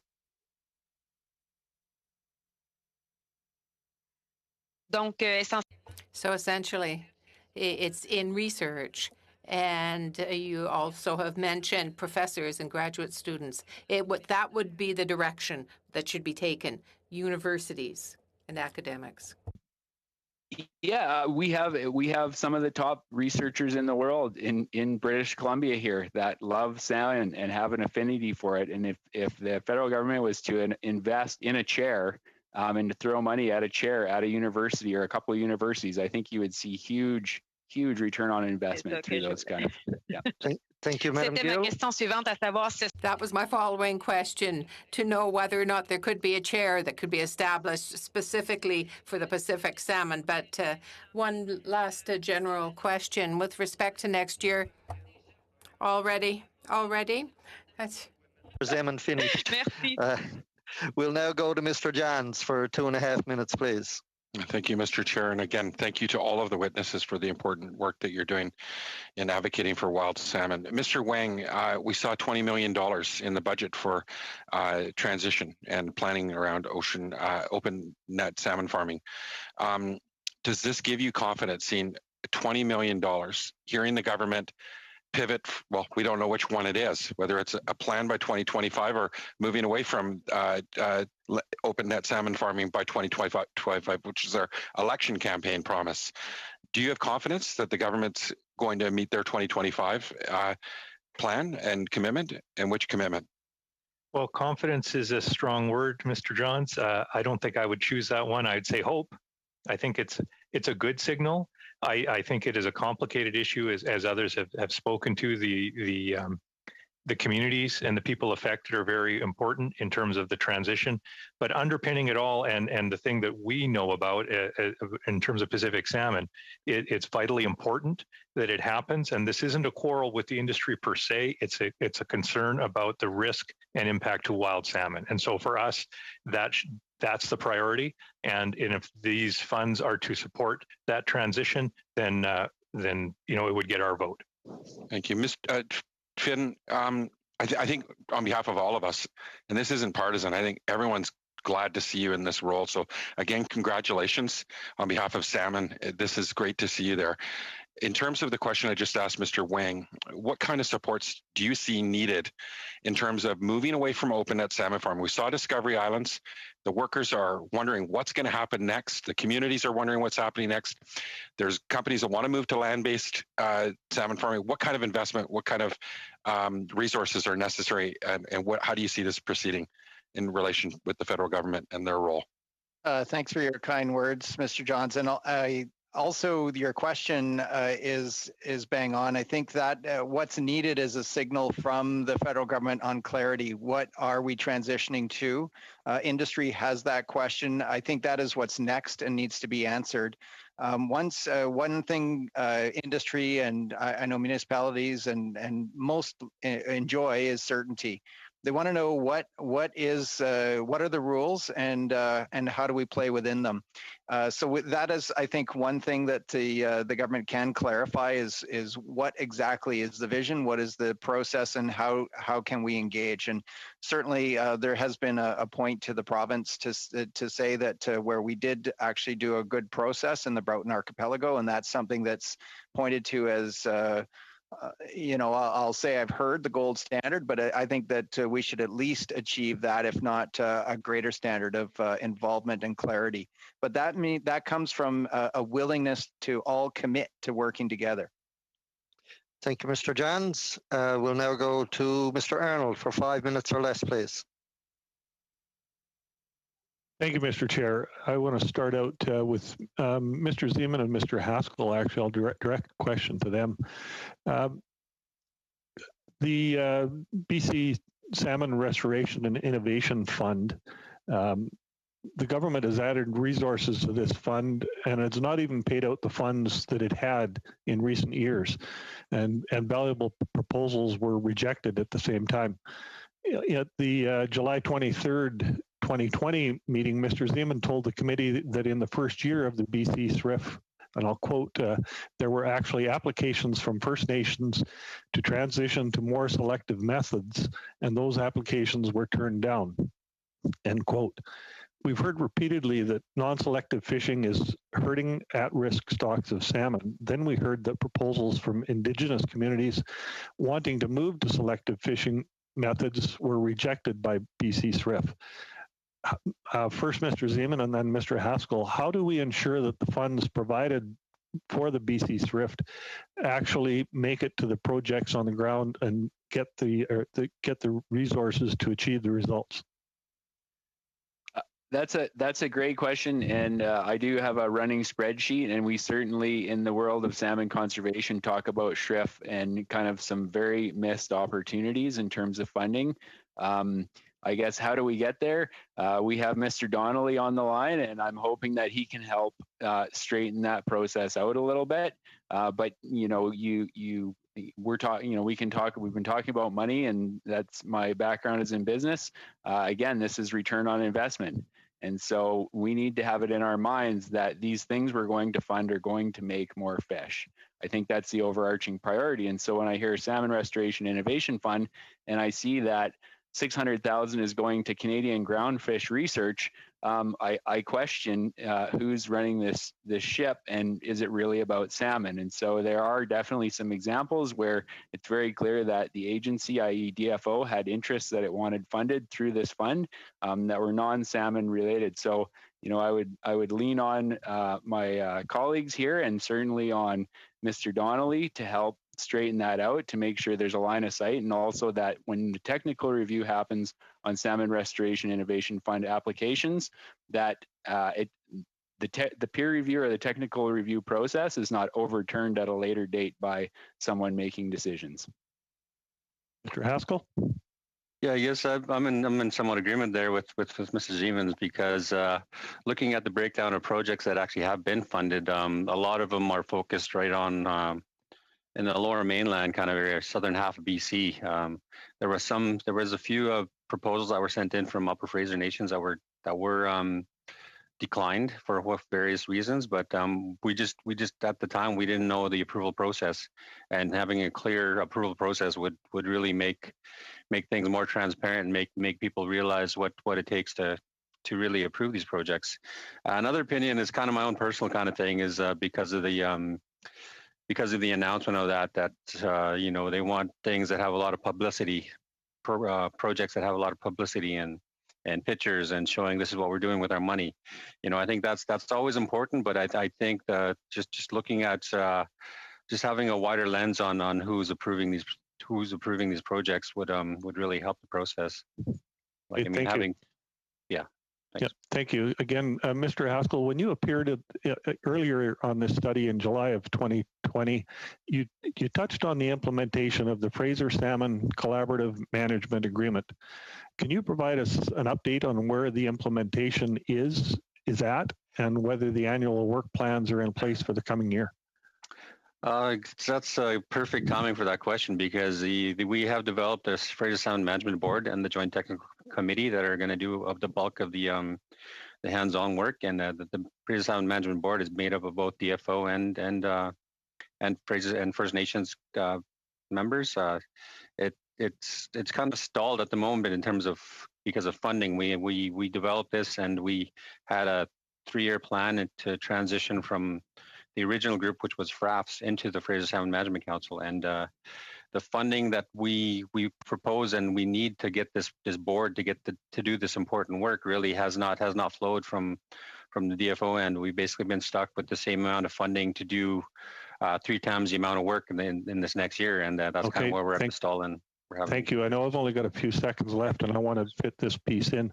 Mr. Chair, before my time runs out, we had discussions on our meeting on Tuesday about the announcement on the spot prawn issue, and the parliamentary secretary stated at that meeting that if the committee members feel like further action is needed on Wednesday, because they don't feel enough action has been taken in the next 48 hours, then we can deal with it. So, Mr. Chair, I'd like to make sure we have time once we've finished with these witnesses to discuss this issue as promised by the parliamentary secretary. Thank you. Okay, thank you, Mr. Arnold. Your time is up, and it was up when you started your final statement. But there, as I said earlier, there will be some time carved off to deal with some discussions of the schedule, and I'll do that now very shortly as our time has expired for you. I'll move to Mr. Hardy for 5 minutes or less, please. Thank you again, Mr. Chair. Enforcement seems to be, an area where obviously much more effort is needed, and in the various studies that we've done on, fish and fishing conditions on the West Coast, the idea of Indigenous guardians keeps coming up. Mr. Haskell, is it fair or is it reasonable to engage, Indigenous communities in that kind of policing, in that kind of monitoring? Yes, I think it is. I think it's been shown to work on some of the coastal communities where they are out there, checking people and really protecting the stocks. And to where this kind of hit some hiccups, I guess, was the implementation of it all and where the authority lies with if our guardians are allowed to serve citations or make charges or seize equipment. I think that was the biggest issue with trying to roll out a guardian program with a lot of the inland First Nations, and that came up with the fisheries officers, the DFO side of enforcement, and it just became very political, I guess. After that, that's kind of where the jurisdiction and the authority lies with what kind of role they would have. Would it just be kind of pointing and saying, "Can you please get out of here," without having any real authority? So I think that was the biggest issue. So can we say then that that's worth another look and a refresh strategy? Definitely. Okay, good. Environmental assessments, they're a big deal, particularly we get to the lower Fraser Valley with all of the development that goes on there. There's residential, there's industrial and agricultural. And I also wanted to ask specifically about the process and your level of comfort with it. As a particular example, the Port of Vancouver does its own environmental assessments. And there have been a lot of concerns raised about the Roberts Bank 2 development. Is this an area where the federal government should look at mandate letters or letters patent and maybe make some changes about how these assessments are done? I don't know who wants to take that on. Okay, Mr. Donnelly. I'm happy to jump in, and I see Mr. Hill is also indicating he's interested. I think this absolutely is. It's one of the most complicated areas in British Columbia in terms of jurisdiction and competing jurisdiction and complexity of issues. But it also offers a tremendous opportunity to look at how the port, the federal government, provincial government, First Nation, Indigenous governments, municipalities, and all of the players, even universities and others. UBC is right there, SFU, could come together to look at how to address what used to be there, which is the Fraser River Estuary Management Program, and look at bringing that back in ideally a better than 2.0 to a 3.0 with co-governance, and look at addressing the critical issues that face and look at all the restoration that's happening. Look at the fish passage that is being addressed in the estuary and the Fraser Valley that I know Watershed Watch and other organizations are working diligently on, other municipalities. But this is absolutely an area where there is an opportunity to leave a legacy and address not just for this year or the next political cycle, but for the next 100 years, which is really what the port operates under. So that's the context that we should be looking at addressing, the Fraser Estuary impacts, because that also includes southern resident killer whale, the food that the killer whales rely on. So Mr. Hardy, you've touched on a really important point that I think there could be cooperation and real movement made. Mr. Hill, did you have anything to add? Yeah, well, I'm in complete agreement with Mr. Donnelly there, and I just want to add that the issue is really about addressing the cumulative impacts on salmon habitat, because they suffer death from 1,000 cuts. And again, I keep harping on the wild salmon policy, but strategy 2 of the wild salmon policy really is about understanding those cumulative impacts on specific salmon populations in specific habitats. And so by implementing that strategy and the action steps in it, that will, in addition to the things Mr. Donnelly's laid out, that will also take us a lot of the way we need to go. Great, thank you. Thank you, Mr. Hardy. And that concludes our rounds of questioning to our witnesses today. I want to thank all the witnesses for their wealth of knowledge that they have shared with the committee today on this particular study. we'll bid farewell to our witnesses to sign off while we deal with a little issue that I want to bring up. And to each of you, stay safe, stay strong. Okay. Thank you, Mr. Chair. Thank you for your time. Thank you, committee. Great to see everyone.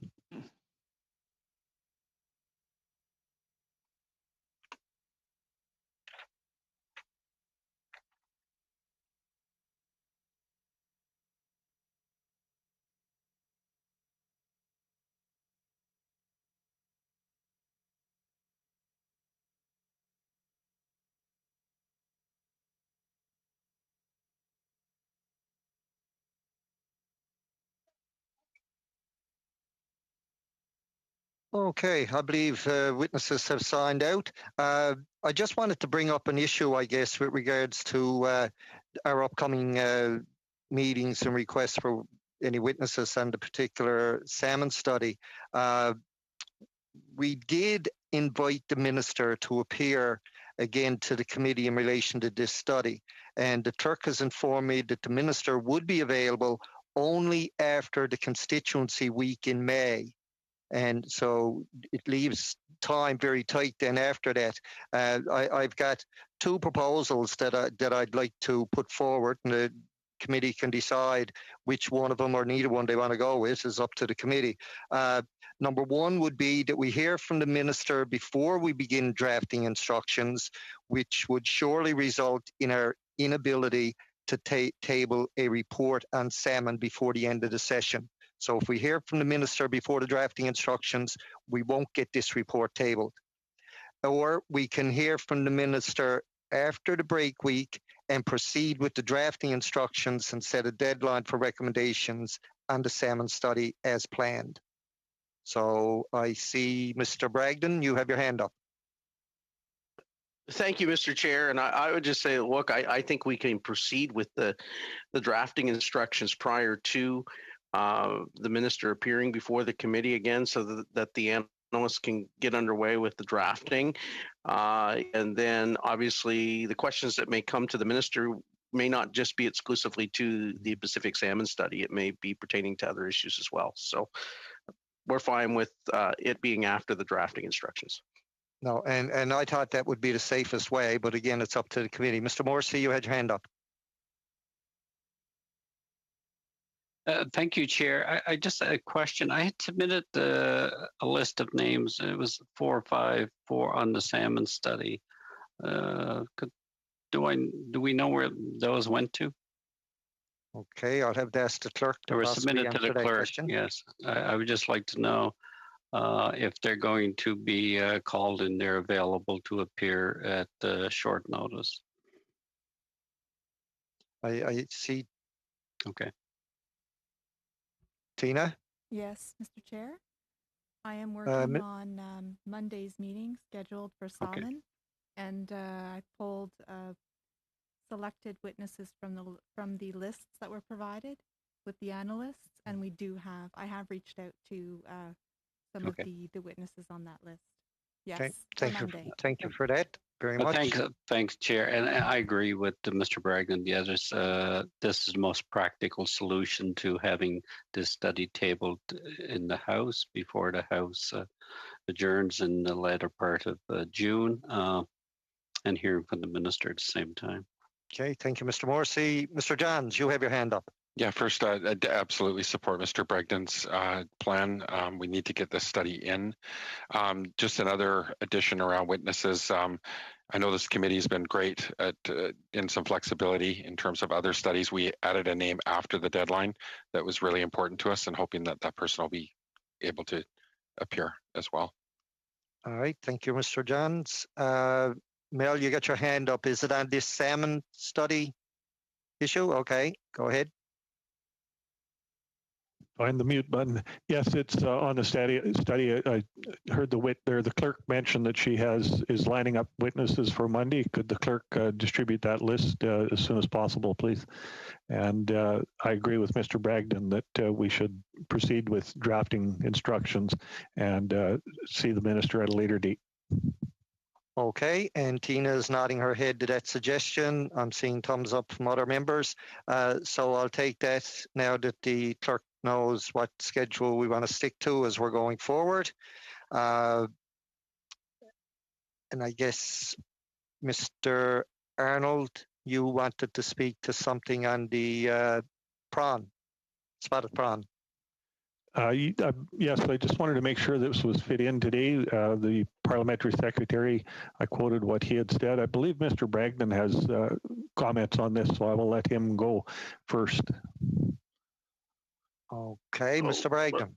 Well, thank you, Mel, and thank you, Mr. Chair. Look, I just wanted to make sure I know that there was an urgency around getting some clarity and certainty for our prawn harvesters. And I know Mr. John is compelled by this as well, and other members of this committee. And I know there's a statement, and it pertained to, it seemed, this season exclusively. But for those who are in the prawn harvesting business, just one season alone is pretty hard on planning purposes. I think they would like to have more certainty around this for the longer term, and wondering if the parliamentary secretary can bring more light to this or provide a little more clarity for the rest of us around that. I know we saw the statement today, but it seemed very much limited to just this season, and I think the prawn harvesters would like to have a bit more certainty than that as it relates to this change in the interpretation of the regulations. So look forward to hearing from the parliamentary secretary.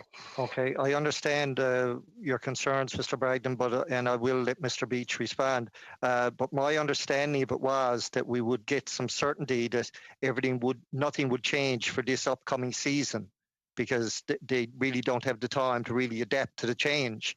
And I think, and I don't want to speak on behalf of Mr. Beach, but he did say that we would know for certain, or the harvesters would be given a guaranteed, so to speak, that it would be this season. And that's my memory on it. If somebody wants to correct me on it, they can. But Mr. Beach? Yeah, happy to address this, and thanks for the opportunity for the clarification. So my understanding was that there was a desire from committee members to get clarification as quickly as possible, given the testimony that was given, and that it couldn't wait until we spoke to officials because people wanted to start acting on this season and planning for this season.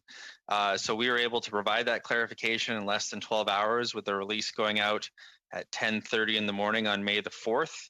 I'm very happy that that happened. I would suggest that everyone on the committee prepare for the officials that are going to be meeting with us next, and then we can go from there. This solution that was provided was obviously not done overnight. It was done in consultation with industry, which has the department and the minister has been engaged with. And so I think for right now, in the short term, that 24-hour period window, I think we met our commitments, and I look forward to the committee's next part of the study with the officials. Okay, Mr. John, did you get your hand up? Is it on this particular topic? Yeah, I think Mr. Arnold's ahead of me, though. Oh, okay, Mr. Arnold. Thank you, Mr. Chair. The discussion on Monday was because of the concerns of the harvesters. It's not just a one-year project for some of these harvesters. They have to make significant investments. On a point of order, I'm sorry to intervene, but the interpreters have pointed out they have difficulty hearing him because of the positioning of his mic.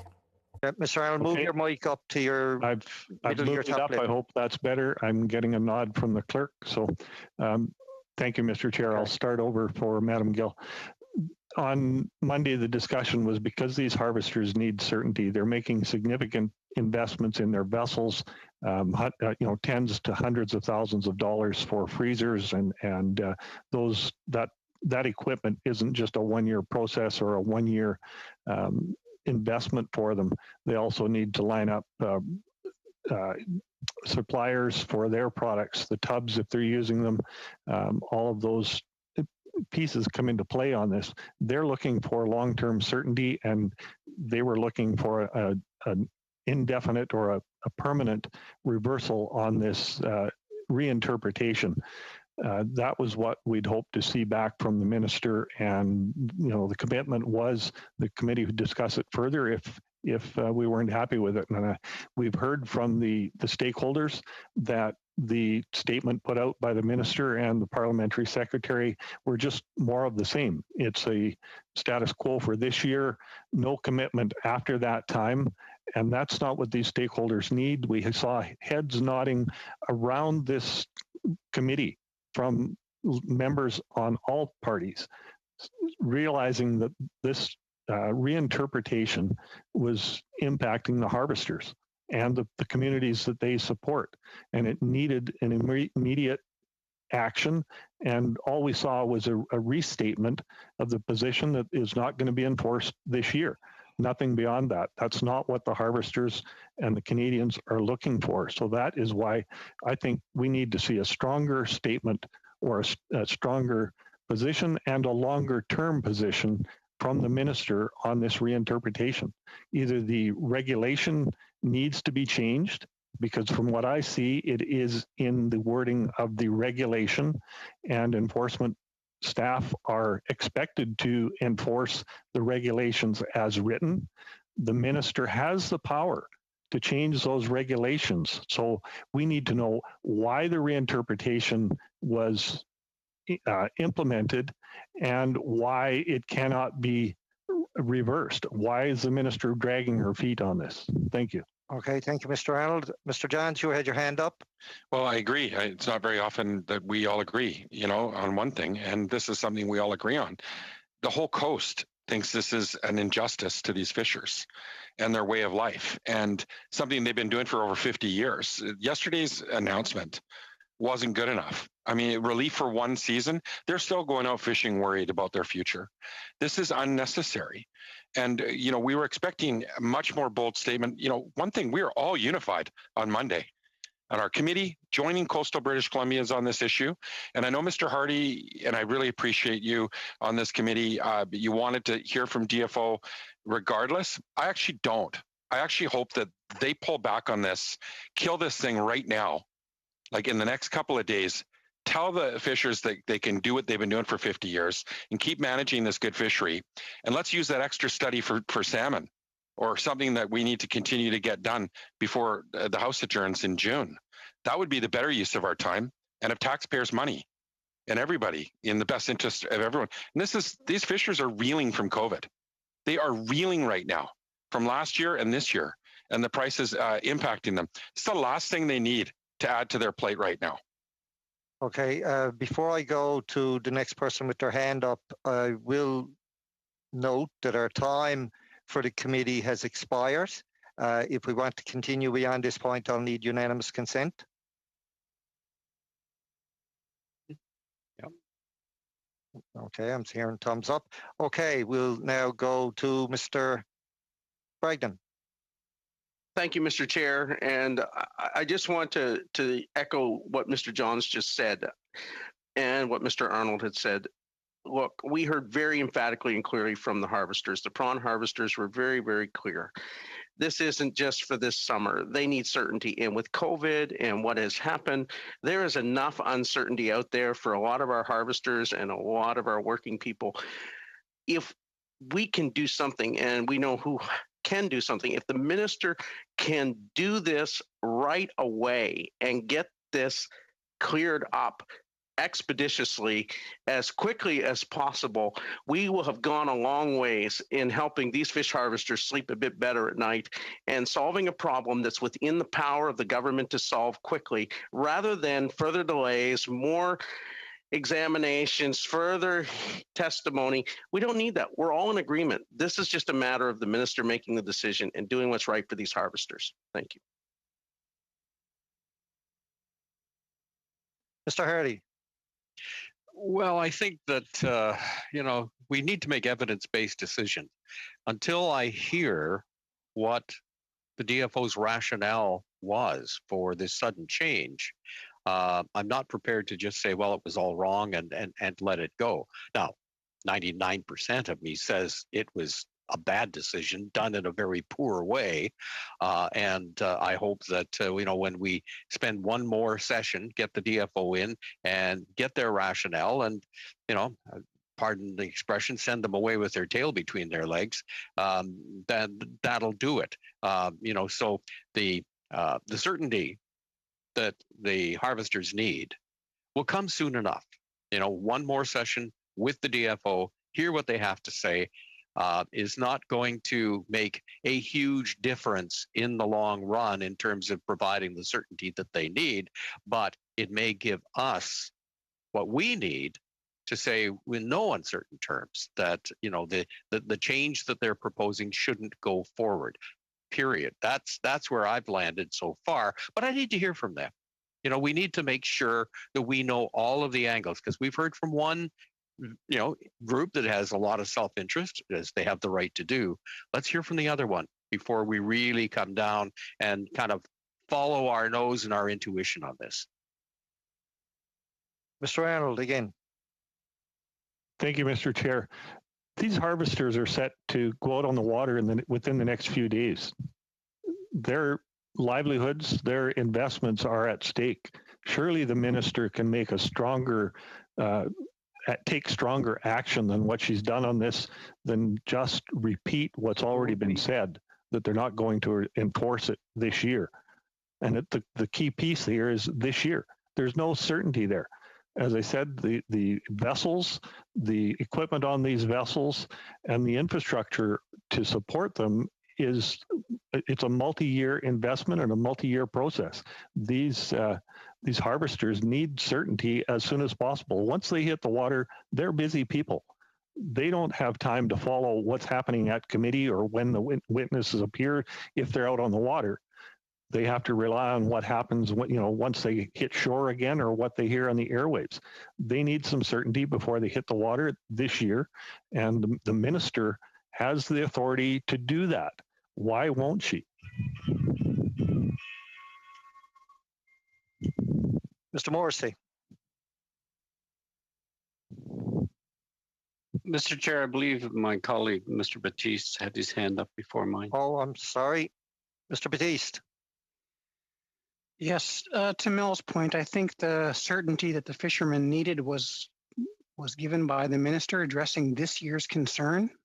I realize that there's a longer concern that we need to address, but even as a Mi'kmaq person, I may not always agree with what DFO states, but I always want to hear why the rationale is they made that decision, if for no other reason, to make sure that we don't make the same mistake again and have to do this again through committee. So I'm really curious as to hear the officials speak, but I am in agreement. It doesn't seem like it makes a lot of sense, but I want to give them their opportunity to hear that. And I think the urgency has been dealt with, but I do also feel like we need to ensure that when we're looking at how DFO is making decisions, that we as a committee understand the rationale and how this came to be. And right now, no one understands what that rationale was. And I'm really curious to understand what that is. So I would say that the urgency has been met with the minister's points. I believe there's one more committee meeting that Gord proposed for this, and then we're going to